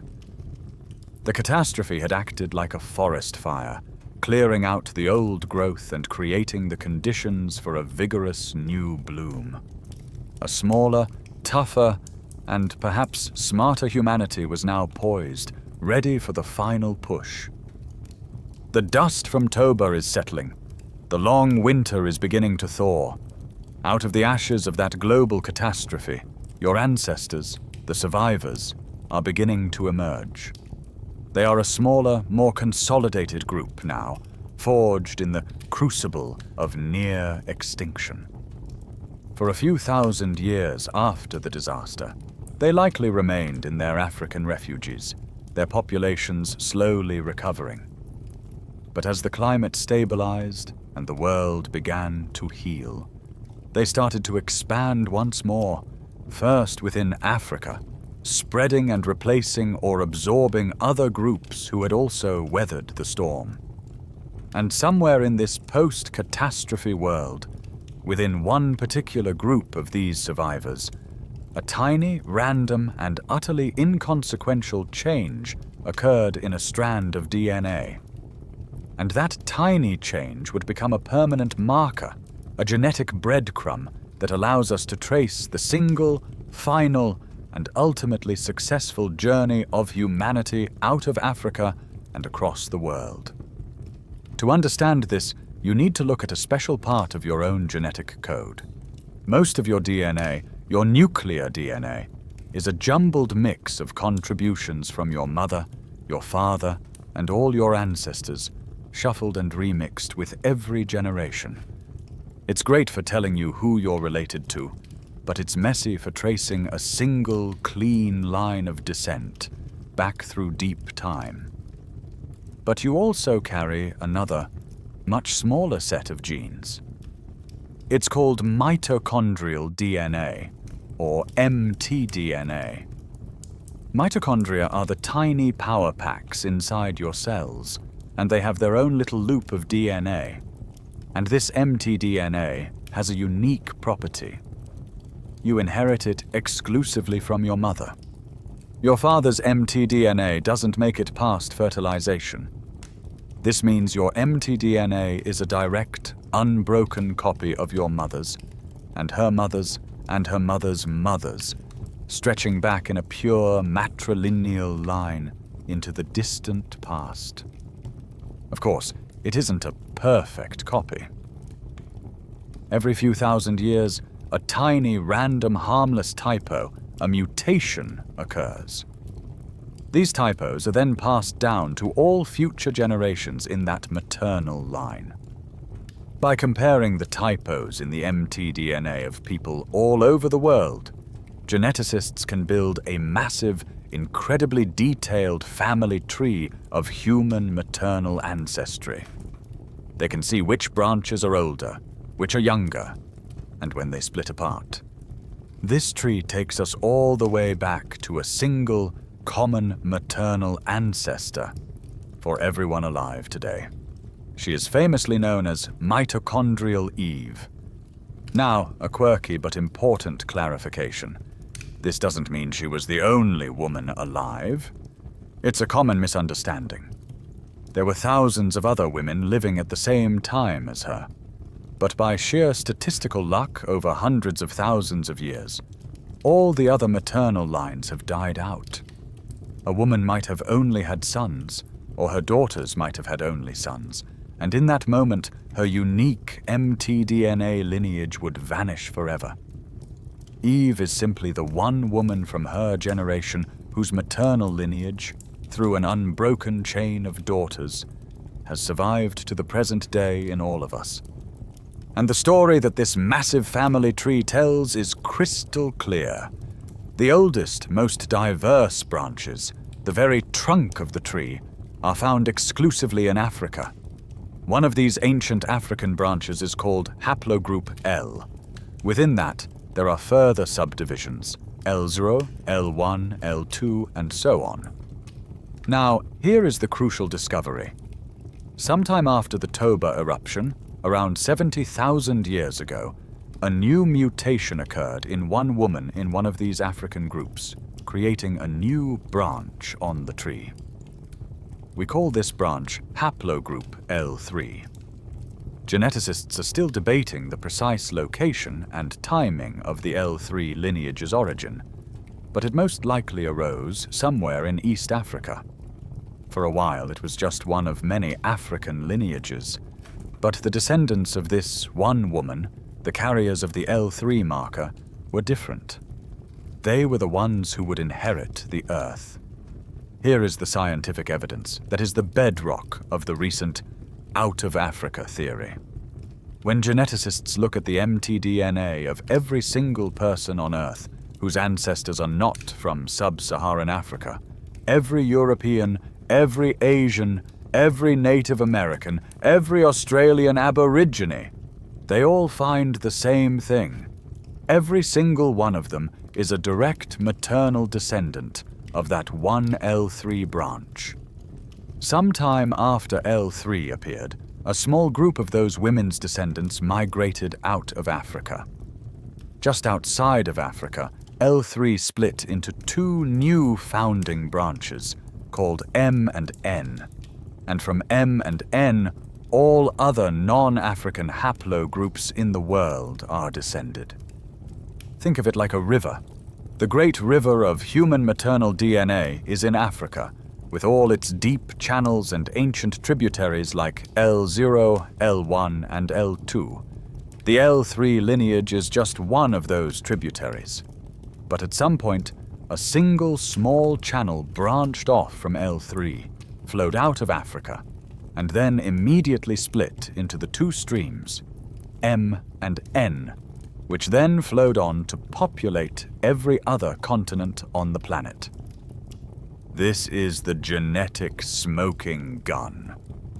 It proves that all modern non-Africans descend from a single, small group of people who left Africa sometime around 60 to 70,000 years ago.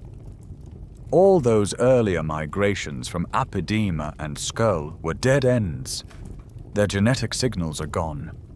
This was the one, the final push, the one that stuck. The genetic signature is undeniable. A small group of people, descendants of the L3 maternal lineage, walked out of Africa around 60 to 70,000 years ago and became the ancestors of everyone on Earth today outside of that continent. This is the fact, written in your own cells. But it leaves us with the biggest question of all. Why them? What was their secret? The earlier waves of migrants who reached Greece and China had the same modern bodies, the same large brains. Why did they fade away while this one group succeeded on a scale that is almost difficult to believe? The answer is that these post-Toba survivors were not just anatomically modern. They were armed with a full toolkit of new technologies, new ways of thinking, and new social structures that gave them a decisive, killer edge.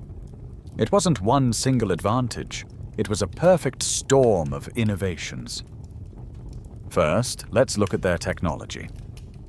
The earlier migrants were using effective, but relatively simple, Middle Stone Age tools.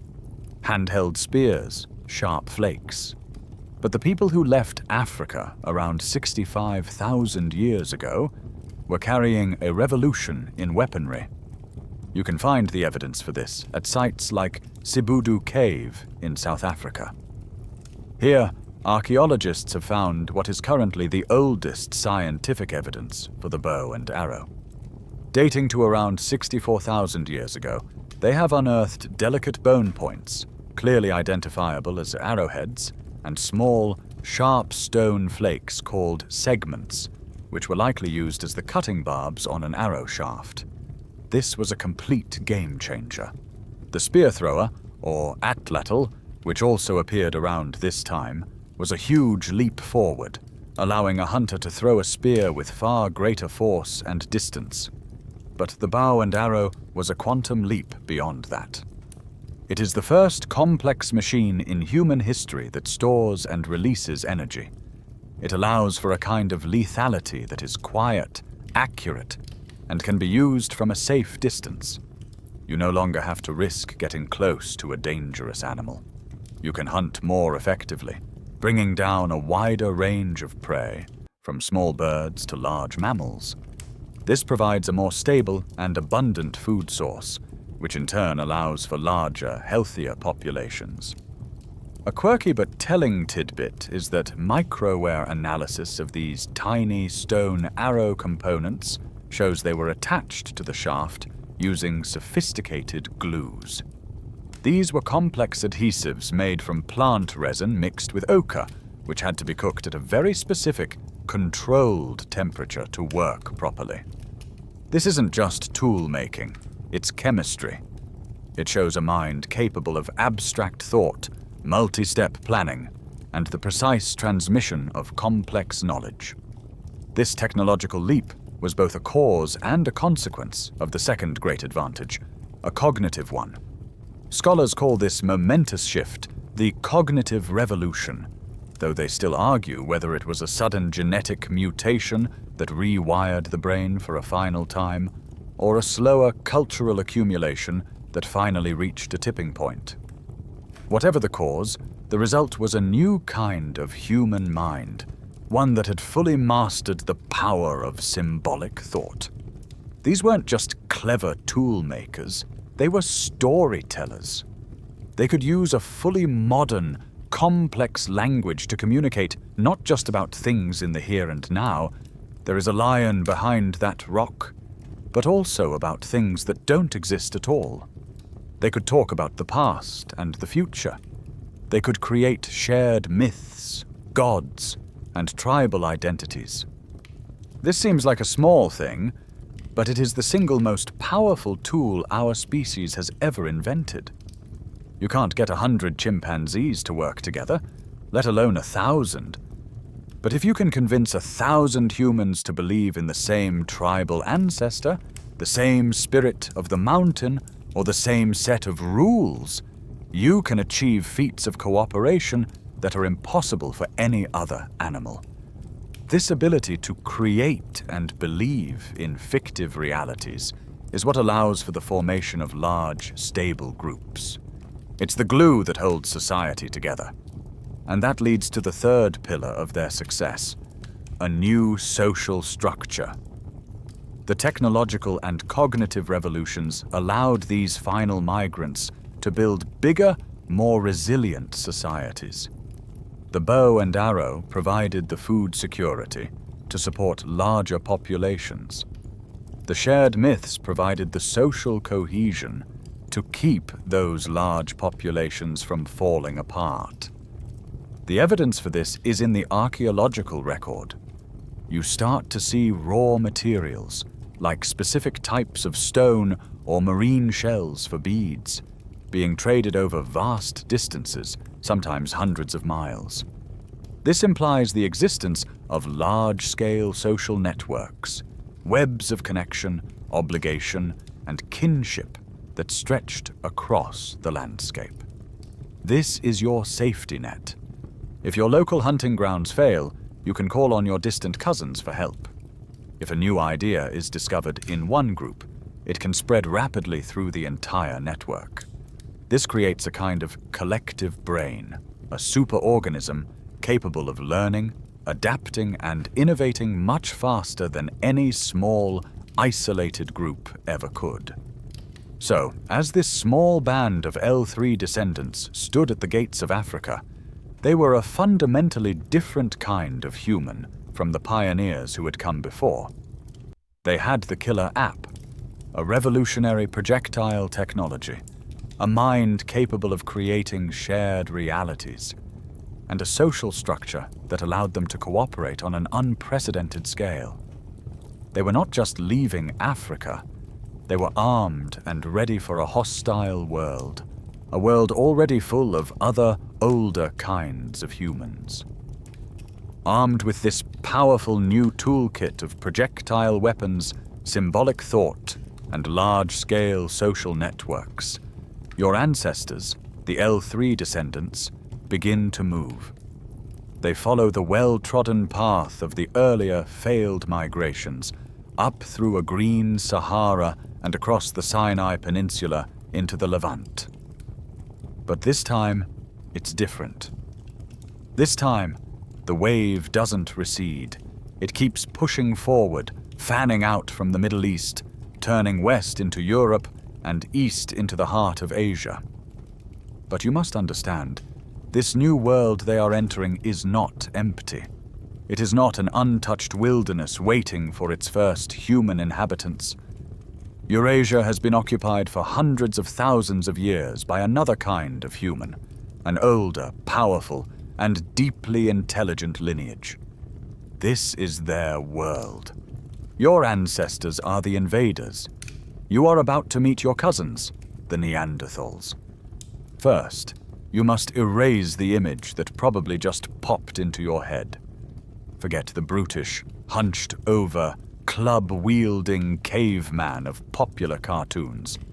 This is a 19th century caricature based on a misunderstanding of a single skeleton of an old Neanderthal man riddled with arthritis. The reality is far more compelling. The Neanderthals, Homo Neanderthalensis, were a stunningly successful human species, the product of 500,000 years of evolution in the fluctuating, often brutal climates of Ice Age Europe and Western Asia. They were the original pioneers of the frozen North, and they were masters of their environment. You see a family group of them now, huddled around a fire in a rock shelter in what will one day be France. Physically, they are different from you. They are shorter, but immensely powerful and broad-chested, with thick, robust bones. This is a classic adaptation to the cold, a body shape that conserves heat. Their faces are dominated by a large, projecting nose and a heavy, arching brow ridge. But behind that face is a brain that is, on average, even larger than your own.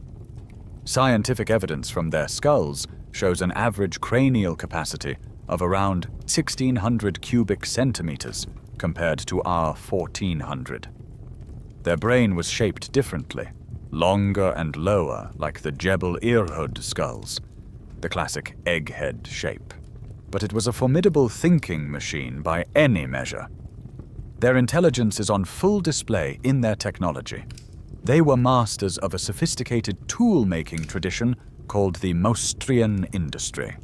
They could take a single lump of flint and, with a series of precise, pre-planned strikes, produce a whole variety of specialized tools. Sharp points for spears, scrapers for hides, knives for butchery. They were apex predators, apex hunters of the Ice Age. Isotope analysis of their bones shows they ate a diet rich in the meat of large animals. They weren't just scavenging. They were systematically hunting woolly mammoths, bison, and giant cave bears, a feat that would have required immense courage, cooperation, and complex planning. And their minds were not just focused on survival. They had an inner world, a symbolic life that we are only just beginning to appreciate. At a site in modern-day Croatia, they found a collection of eagle talons from 130,000 years ago that had been deliberately cut and polished, likely to be worn as a necklace or a pendant. This is personal adornment, a statement of identity. From long before your Sapiens ancestors were doing the same at Blombos. They collected unusual fossils and minerals. They used black and red pigments, though what for, we can only guess. Whether Neanderthals possessed language as complex as ours is one of the most hotly contested topics in paleoanthropology, but their large brains, the hyoid bone identical to ours, and the complexity of their lives make it almost certain they communicated in a sophisticated way. Perhaps the most haunting and mysterious evidence of the Neanderthal mind lies deep underground. At Bruniquel Cave in France, you must journey more than 1,000 feet from the entrance into a chamber of total, absolute darkness.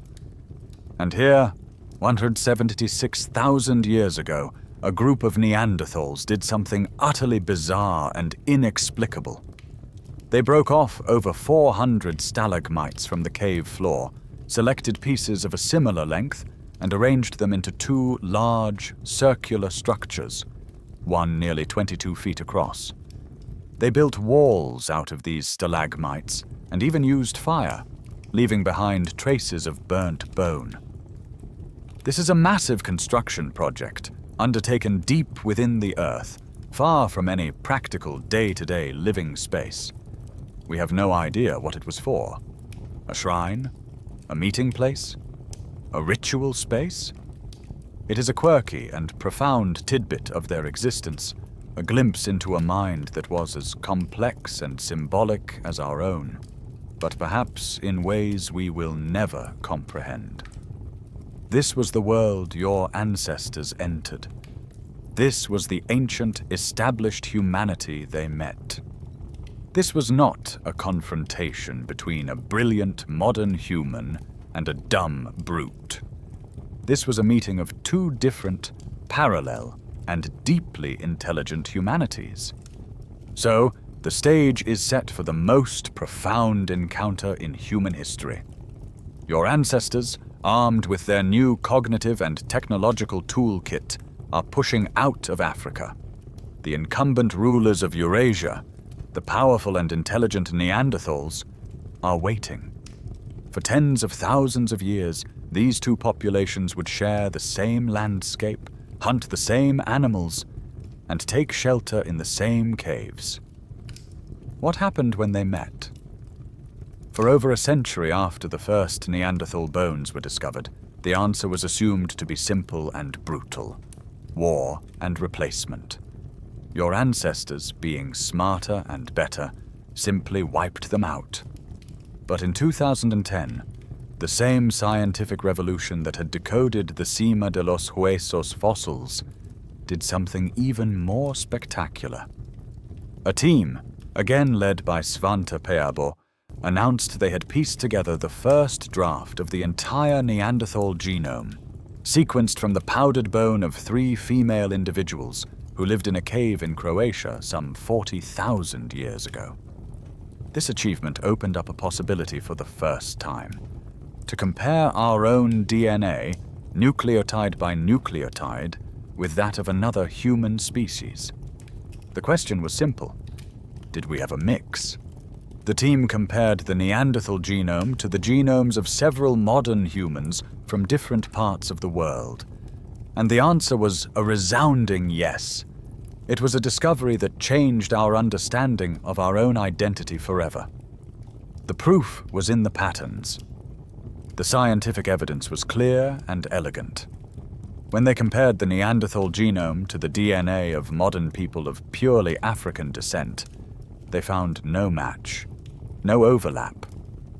But when they looked at the DNA of people from Europe, from Asia, from the Americas, essentially everyone whose ancestors took part in that out-of-Africa migration, they found a clear signal. Between 1 and 2% of their DNA is Neanderthal in origin. This pattern reveals exactly when and where the encounter happened. The fact that sub-Saharan Africans have no Neanderthal DNA means the interbreeding must have happened after your ancestors left Africa. And the fact that an Australian Aborigine and a French person have roughly the same amount of Neanderthal DNA means that the mixing likely happened early on in the migration, probably in the Middle East, between 50,000 and 60,000 years ago, before the migrating population had split and fanned out to populate the rest of the world. A relatively small number of encounters in those early days was enough to leave a permanent genetic echo in billions of people living today. The exact nature of these encounters is lost to time, and scholars debate whether they were peaceful exchanges or brutal conflicts that sometimes resulted in offspring.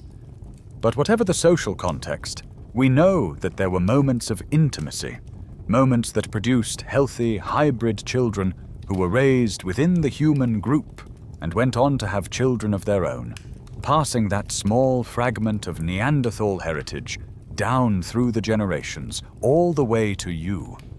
This was not a simple replacement. It was assimilation. We did not just conquer the Neanderthals. In a very real way, we absorbed them into our own species. And what did we get from them? This wasn't just a quirky ancestral footnote. It was a genetic gift that may have been crucial for our survival.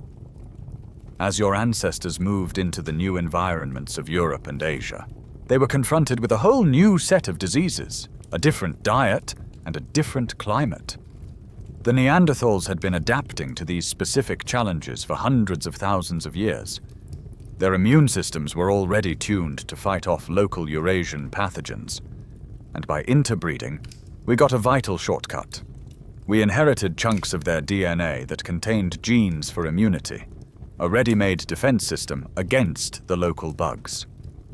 We also inherited genes that affected skin and hair. Some of these variants, related to keratin production, may have helped our skin and hair better adapt to the colder, less sunny climates outside of the tropics. In essence, we took a crash course in local adaptation from the experts. But there is a quirky and fascinating flip side to this genetic inheritance. Some of the genes we received were beneficial in the Ice Age, but are maladaptive in the modern world. Certain Neanderthal gene variants carried by many people today are linked to an increased risk for things like blood clots, type 2 diabetes, and even depression. It seems these traits were once useful for a high-risk hunter-gatherer lifestyle, but have now become liabilities in our very different modern environment. The story of our interaction is written in our bodies, in our health, a complex legacy of adaptation and conflict, of love and war. Your ancestors were not just pioneers entering a new land. They were participants in a complex biological and cultural exchange that has not ended because you are still carrying its results. The revelation that you carry the genetic legacy of the Neanderthals within you is profound enough. It transforms the story from a simple replacement into a complex saga of assimilation. But the story of your ancestry is about to get even weirder. The meeting in the Middle East was just the first of a series of encounters your ancestors would have as they spread across the globe.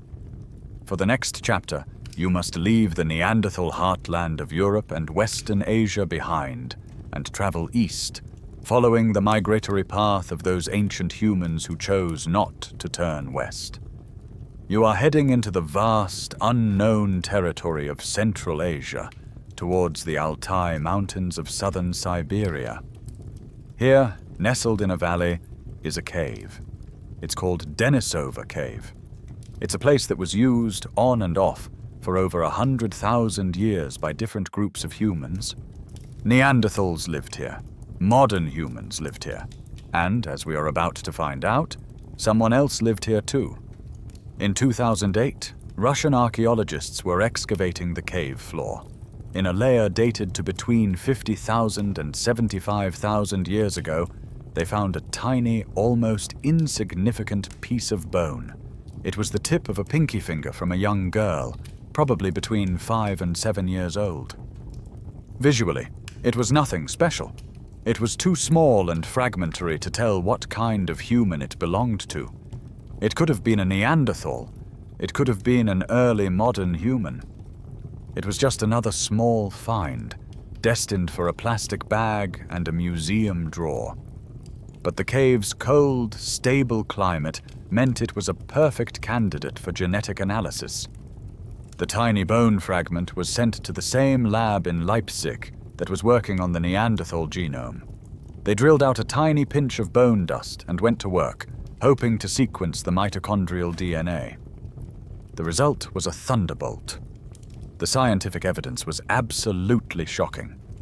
The mtDNA sequence from the little finger bone did not match that of a Neanderthal, and it certainly did not match that of an early modern human. It was something completely new, something entirely different. The sequence was so distinct that its last common maternal ancestor with humans and Neanderthals was estimated to have lived almost 1 million years ago. The team knew this was huge, but empty DNA can sometimes be misleading. They needed the full nuclear genome to be sure. A year later, they managed to sequence it, and the nuclear DNA confirmed the astonishing truth. This little girl belonged to a previously unknown lineage of archaic human. They were a sister group to the Neanderthals. Their ancestors had split from the Neanderthal lineage hundreds of thousands of years ago and had gone on to have their own long, separate, and completely unknown evolutionary history in Asia. This is a quirky and mind-bending tidbit about modern science. This was the first time in history that a new species of human was discovered, not by a paleoanthropologist studying the shape of a skull, but by a geneticist looking at a data printout from a sequencing machine. They were named the Denisovans, after the cave where they were found. And they are, in many ways, a ghost species. We have their genetic blueprint, but we have almost no idea what they looked like. To this day, the entire fossil record of this widespread and successful human group consists of that one finger bone, 3 large molars, and a small fragment of a skull cap. Who the Denisovans were, what they looked like, and how widespread they were is one of the biggest unsolved mysteries in human evolution. But we do know one more crucial thing about them. Just like the Neanderthals, they also interbred with your ancestors. As the wave of modern humans carrying Neanderthal DNA pushed east into Asia, they encountered this second, mysterious population. And once again, there were moments of interaction that left a permanent trace in our DNA. But the pattern of this inheritance is very different.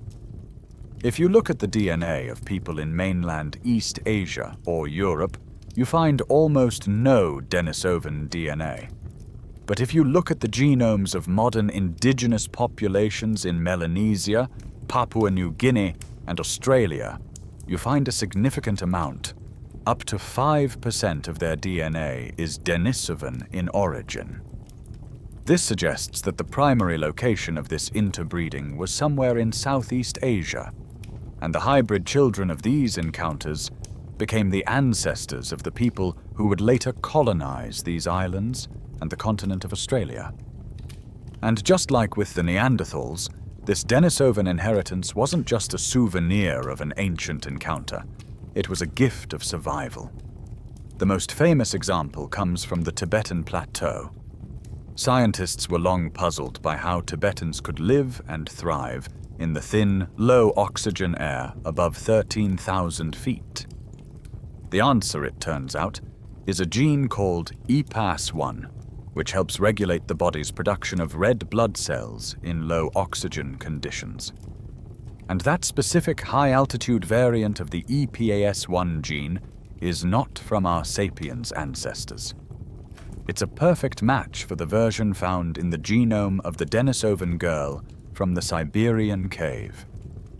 Your ancestors, upon arriving in Tibet, acquired the perfect genetic tool for high-altitude life by interbreeding with the Denisovans, who had likely been adapting to those mountains for millennia. The human story is not a story of purity. It is a story of borrowing, of mixing, and of a tangled, interwoven past that is far richer and stranger than we ever imagined. Your journey now follows the eastward-bound wave of humanity, the one that pushed beyond the Neanderthal world and into the vast tropical landscapes of Asia. These are the people who carry the ghost of the Denisovans in their genes.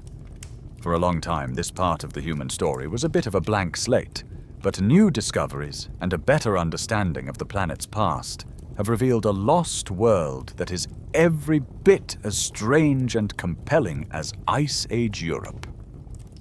To see it, you first have to erase the map of Southeast Asia that you know today.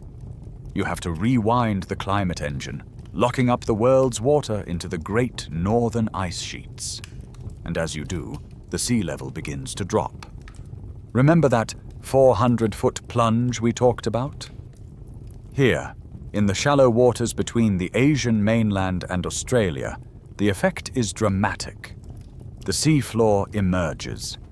The islands of Sumatra, Java, and Borneo, along with the Malay Peninsula, all merge into a single continuous landmass. This is the lost continent of Sunderland. Scientific evidence from deep-sea cores, which track the chemical signatures of past ice ages, confirms that this landmass was a reality for long stretches of the Pleistocene. It wasn't a string of islands. It was a vast tropical subcontinent, a world of steamy rainforests, sprawling savannas, and sluggish meandering rivers, teeming with life. For your ancestors moving east, this was a superhighway. They weren't island hopping. They were simply walking, following the coastlines and the herds of game ever deeper into this new world. And what a world it was! It was home to a unique megafauna, including the stegodon, a type of ancient elephant, and giant tortoises. It was a paradise rich in resources. And as your ancestors moved through this lush landscape, they would have felt like the sole human inheritors of this new world. But they were wrong. Sunderland and its surrounding islands were already home to other kinds of humans, creatures far stranger and more ancient than the Neanderthals or Denisovans. To meet them, you must travel to the island of Flores, which even during the lowest sea levels remained a remote island outpost, separated from Sunderland by a deep ocean trench.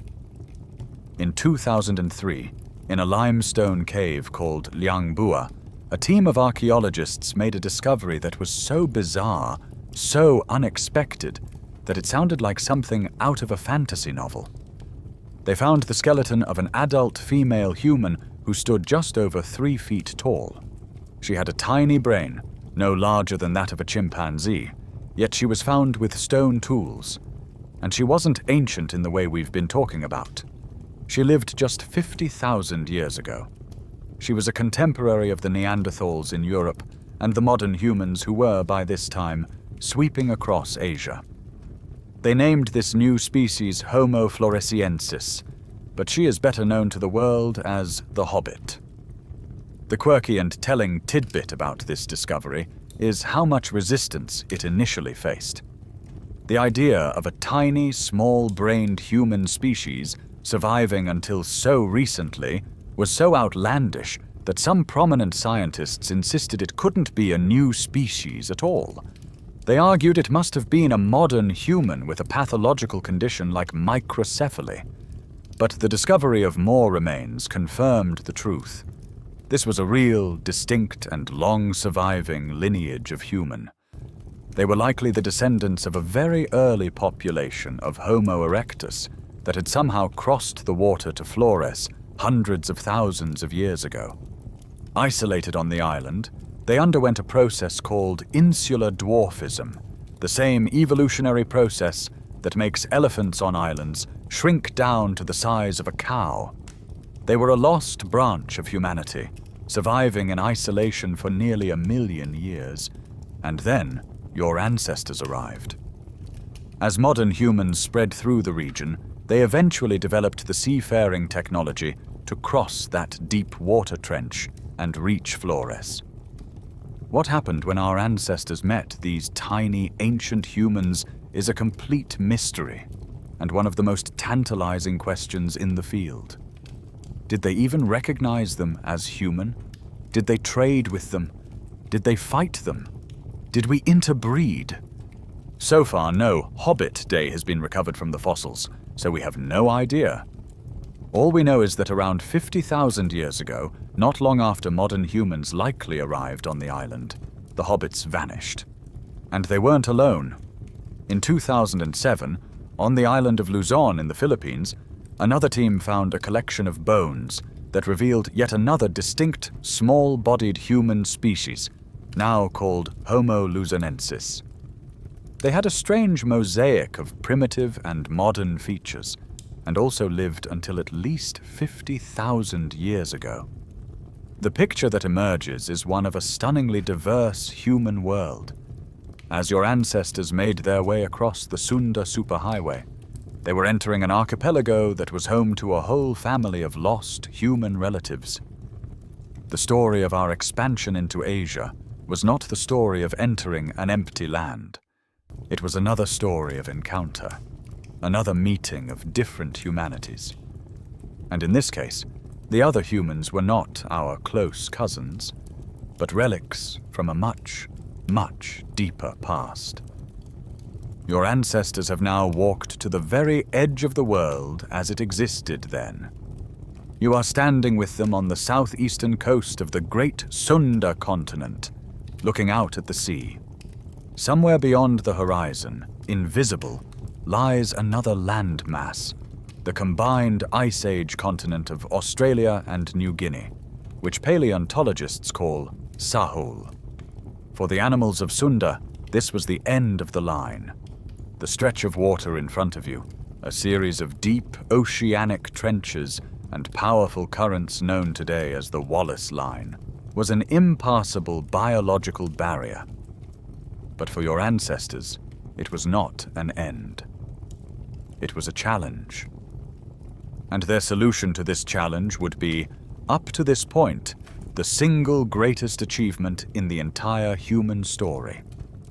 What they did next was, in its own way, as difficult and as groundbreaking as the moon landing would be 65,000 years later.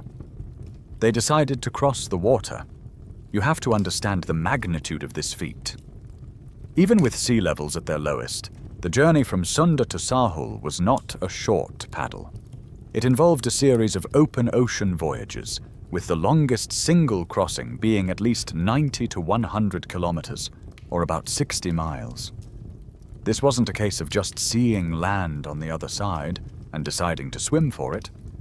You would have been out of sight of land, in the deep ocean, at the mercy of winds and currents. This was not an accident. You don't accidentally wash up on a new continent with enough men, women, and children to start a viable breeding population. This had to be a deliberate, planned migration. Whether this crossing was a deliberate act of exploration or a series of accidental drifts is still a matter of intense debate, but the evidence for a planned journey is strong. It would have required a level of cognitive and technological sophistication that is simply staggering for this time period. First, you need a boat, and not just a simple log raft. You need a vessel capable of carrying a group of people and their supplies safely across 60 miles of open ocean. A quirky and frustrating tidbit is that we have absolutely no idea what these boats looked like. We have found no archaeological remains of them. Wood, bamboo, and reeds rot away, leaving no trace. They are a ghost fleet, lost to time. We can imagine them lashing together large bamboo rafts, a material that was abundant and famously buoyant. But this is pure speculation. Whatever they were the world's first true seafaring vessels. Then you need the knowledge. You need to be able to navigate. Perhaps they watched the flight paths of birds or the patterns of the stars. Perhaps they set out at a time of year when the currents were favorable. And most importantly, you need the social and cognitive tools we've been talking about. You need a language complex enough to plan such a dangerous and ambitious undertaking. You need the shared belief system, the social cohesion, to convince a group of people to leave the world they know and cast themselves off into the terrifying unknown blue. This is not the work of a primitive mind. This is the work of a fully modern human imagination. And we know they did it. The scientific evidence for their arrival is now undeniable.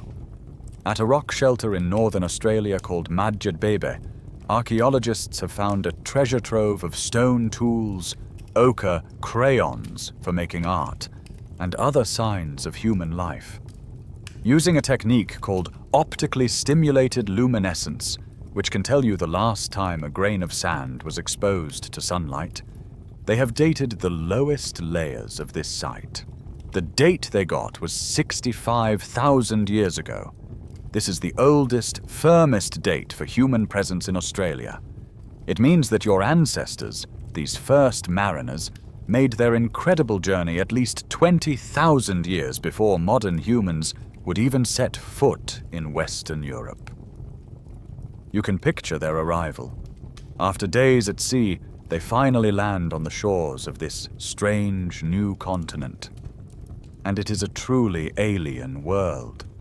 The trees, the plants, the very sounds of the forest are different, and the animals are like nothing they have ever seen. Sahul was the land of the marsupials, a world of giant creatures that had evolved in isolation for millions of years. There was Diprotodon, a rhinoceros-sized wombat. There were giant 10-foot-tall kangaroos that couldn't hop. There was a marsupial lion, a fearsome predator, and a giant monitor lizard called Megalania that was over 20 feet long. For these creatures, which had never seen a human before, the arrival of this new, incredibly intelligent, spear and atlatl-wielding predator was a complete disaster.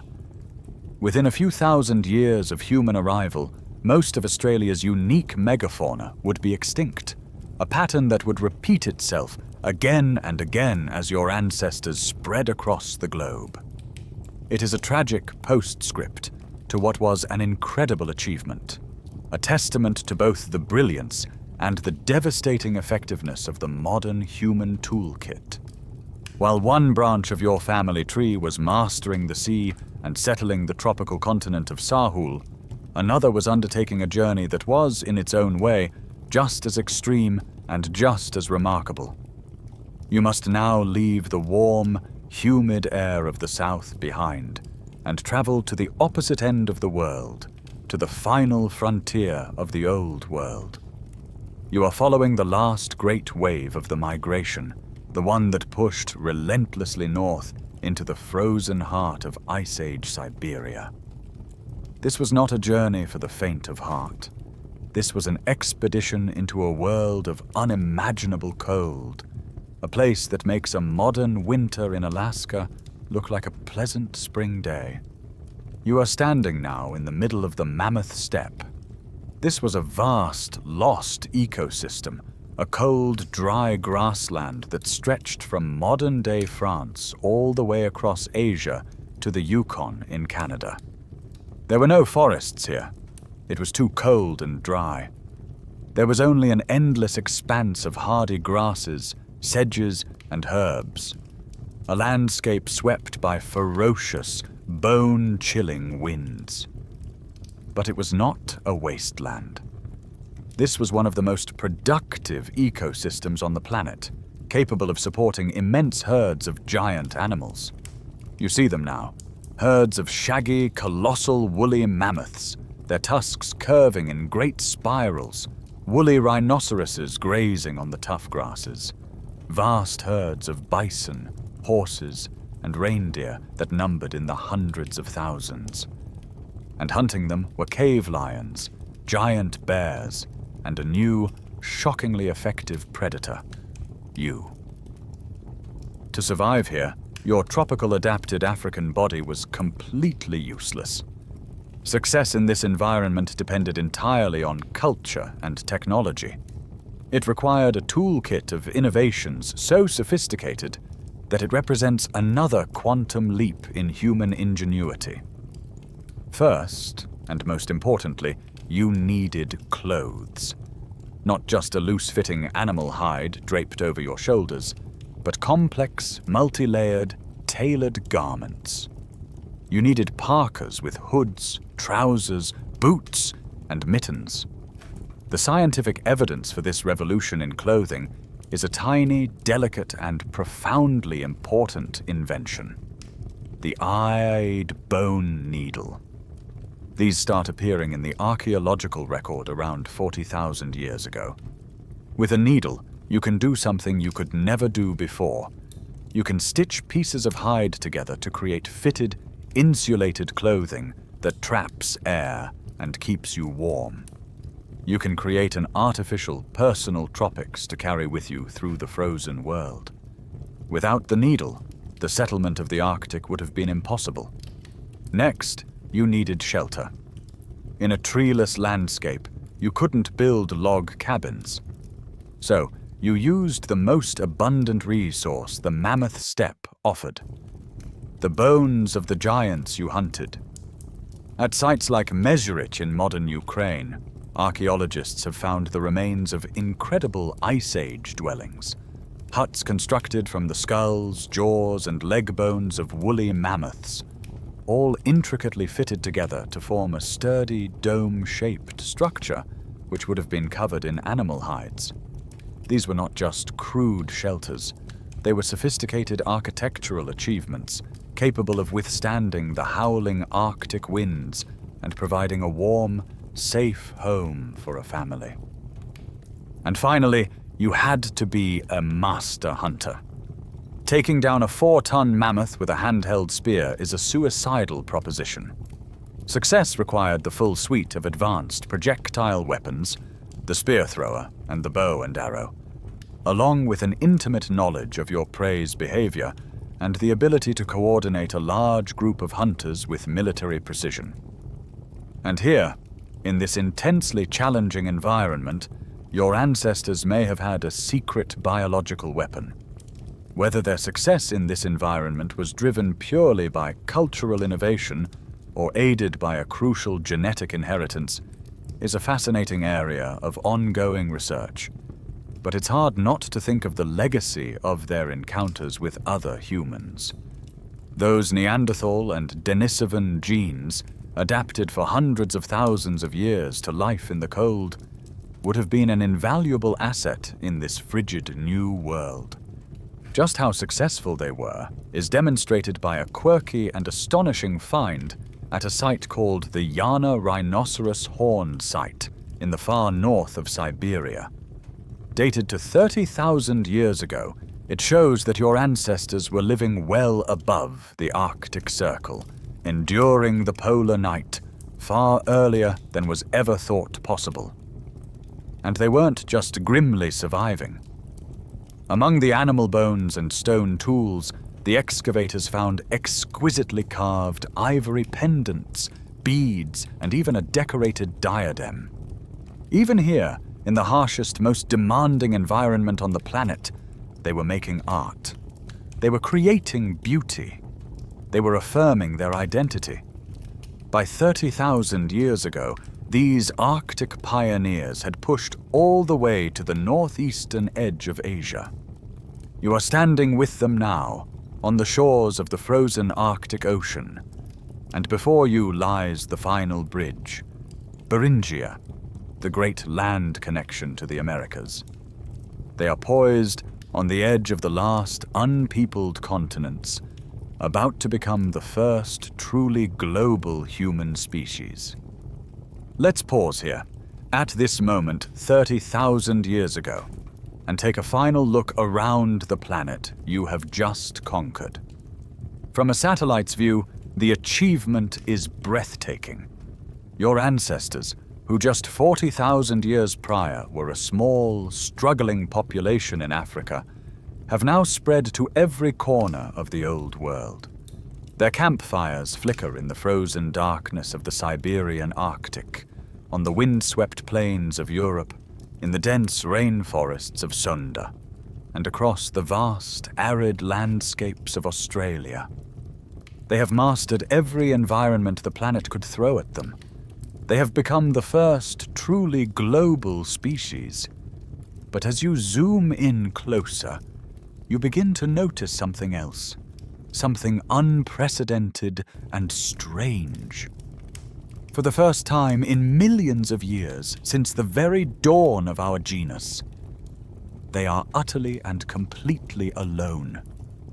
The rich, diverse, multi-human world that had existed for eons is gone. Where are the others? Let's look to Europe. Just 10,000 years before this moment, the valleys of France and Spain were still home to the Neanderthals. For a few millennia, your ancestors and your cousins lived as neighbors, sometimes seeing each other from across a river valley, sometimes competing for the same herd of deer, and sometimes, as we know, meeting in moments of intimacy. But now, they have vanished. The ultimate reason for their demise remains one of the most haunting mysteries of our past. There was no single dramatic event, no final battle. Scientific evidence from climate models and archaeological sites suggests it was a slow, agonizing fade to black over thousands of years, likely caused by a combination of pressures. A period of intense climate instability may have stressed their populations, and your ancestors, with their larger social networks and more efficient hunting technology, were simply better equipped to handle the crisis. We may have just out-competed them, a species with a slightly higher birth rate and a slightly lower death rate. A tiny demographic advantage that, over 100 generations, becomes an insurmountable tide. A quirky and poignant tidbit comes from Gorham's Cave on the Rock of Gibraltar. Here, a small band of Neanderthals made their last stand. The archaeology shows them living on the very southern tip of Europe, their backs to the sea, surviving on mussels, birds, and seals. They held on here until as recently as 28,000 years ago, a final isolated pocket of a lost humanity, watching as the world that had been theirs for 500,000 years was taken over by the skinny, clever newcomers from Africa. And what of the others? The Denisovans in Asia are even more of a ghost. They disappear from the genetic record and the fossil record around the same time. We don't know how or where their story ended. We only know that it did. On the islands of Southeast Asia, the tiny ancient hobbits of Flores and the strange humans of Luzon are also gone, vanishing from their island refugees not long after your seafaring ancestors arrived. The great human family tree, which for millions of years had been a dense, thriving bush of different branches, has been pruned back to a single, solitary twig. You are left to reflect on this strange solitude. It feels normal to us, this planet of one. But it is the great anomaly of human history. For almost our entire evolutionary story, the world was a much more interesting place. A place where you might have crested a hill and seen a different kind of person staring back at you. Was our success, our survival as the last hominin standing, a matter of destiny? Was it because we were smarter, better, more deserving? Or was it just a fluke? The contingent outcome of surviving a volcanic winter, of inventing a bow and arrow at just the right time, of carrying the right genes inherited from a chance encounter in the Middle East. The end of this long, complex journey from 1,000,000 years ago is not the end of the story, but merely the end of the beginning. And as your ancestors stand on the shores of Beringia, looking out at a new world, our modern human story is just about to begin. The echoes of that deep past are now beginning to soften. The sharp edges of the Ice Age world are starting to fade away as you settle deeper into the warmth and the quiet of your room. The great mammoths and the lost human cousins recede into the dreamscape from which they came. Their stories now a part of you, a whisper in your own DNA. The immense journey is over for tonight, and all that effort, all that struggle across the millennia has led to this quiet moment of peace, of safety, of rest. The world outside your window is the one they built, a planet of one, a world of cities and light, a world they could never have imagined. But the mind they gave you, the one that can dream and remember and wander through time, is your inheritance. And now it is time for that restless, wandering mind to finally be still, to let the great silence of the deep past cradle you into a peaceful and profound sleep. The journey is done. You are home. You are safe.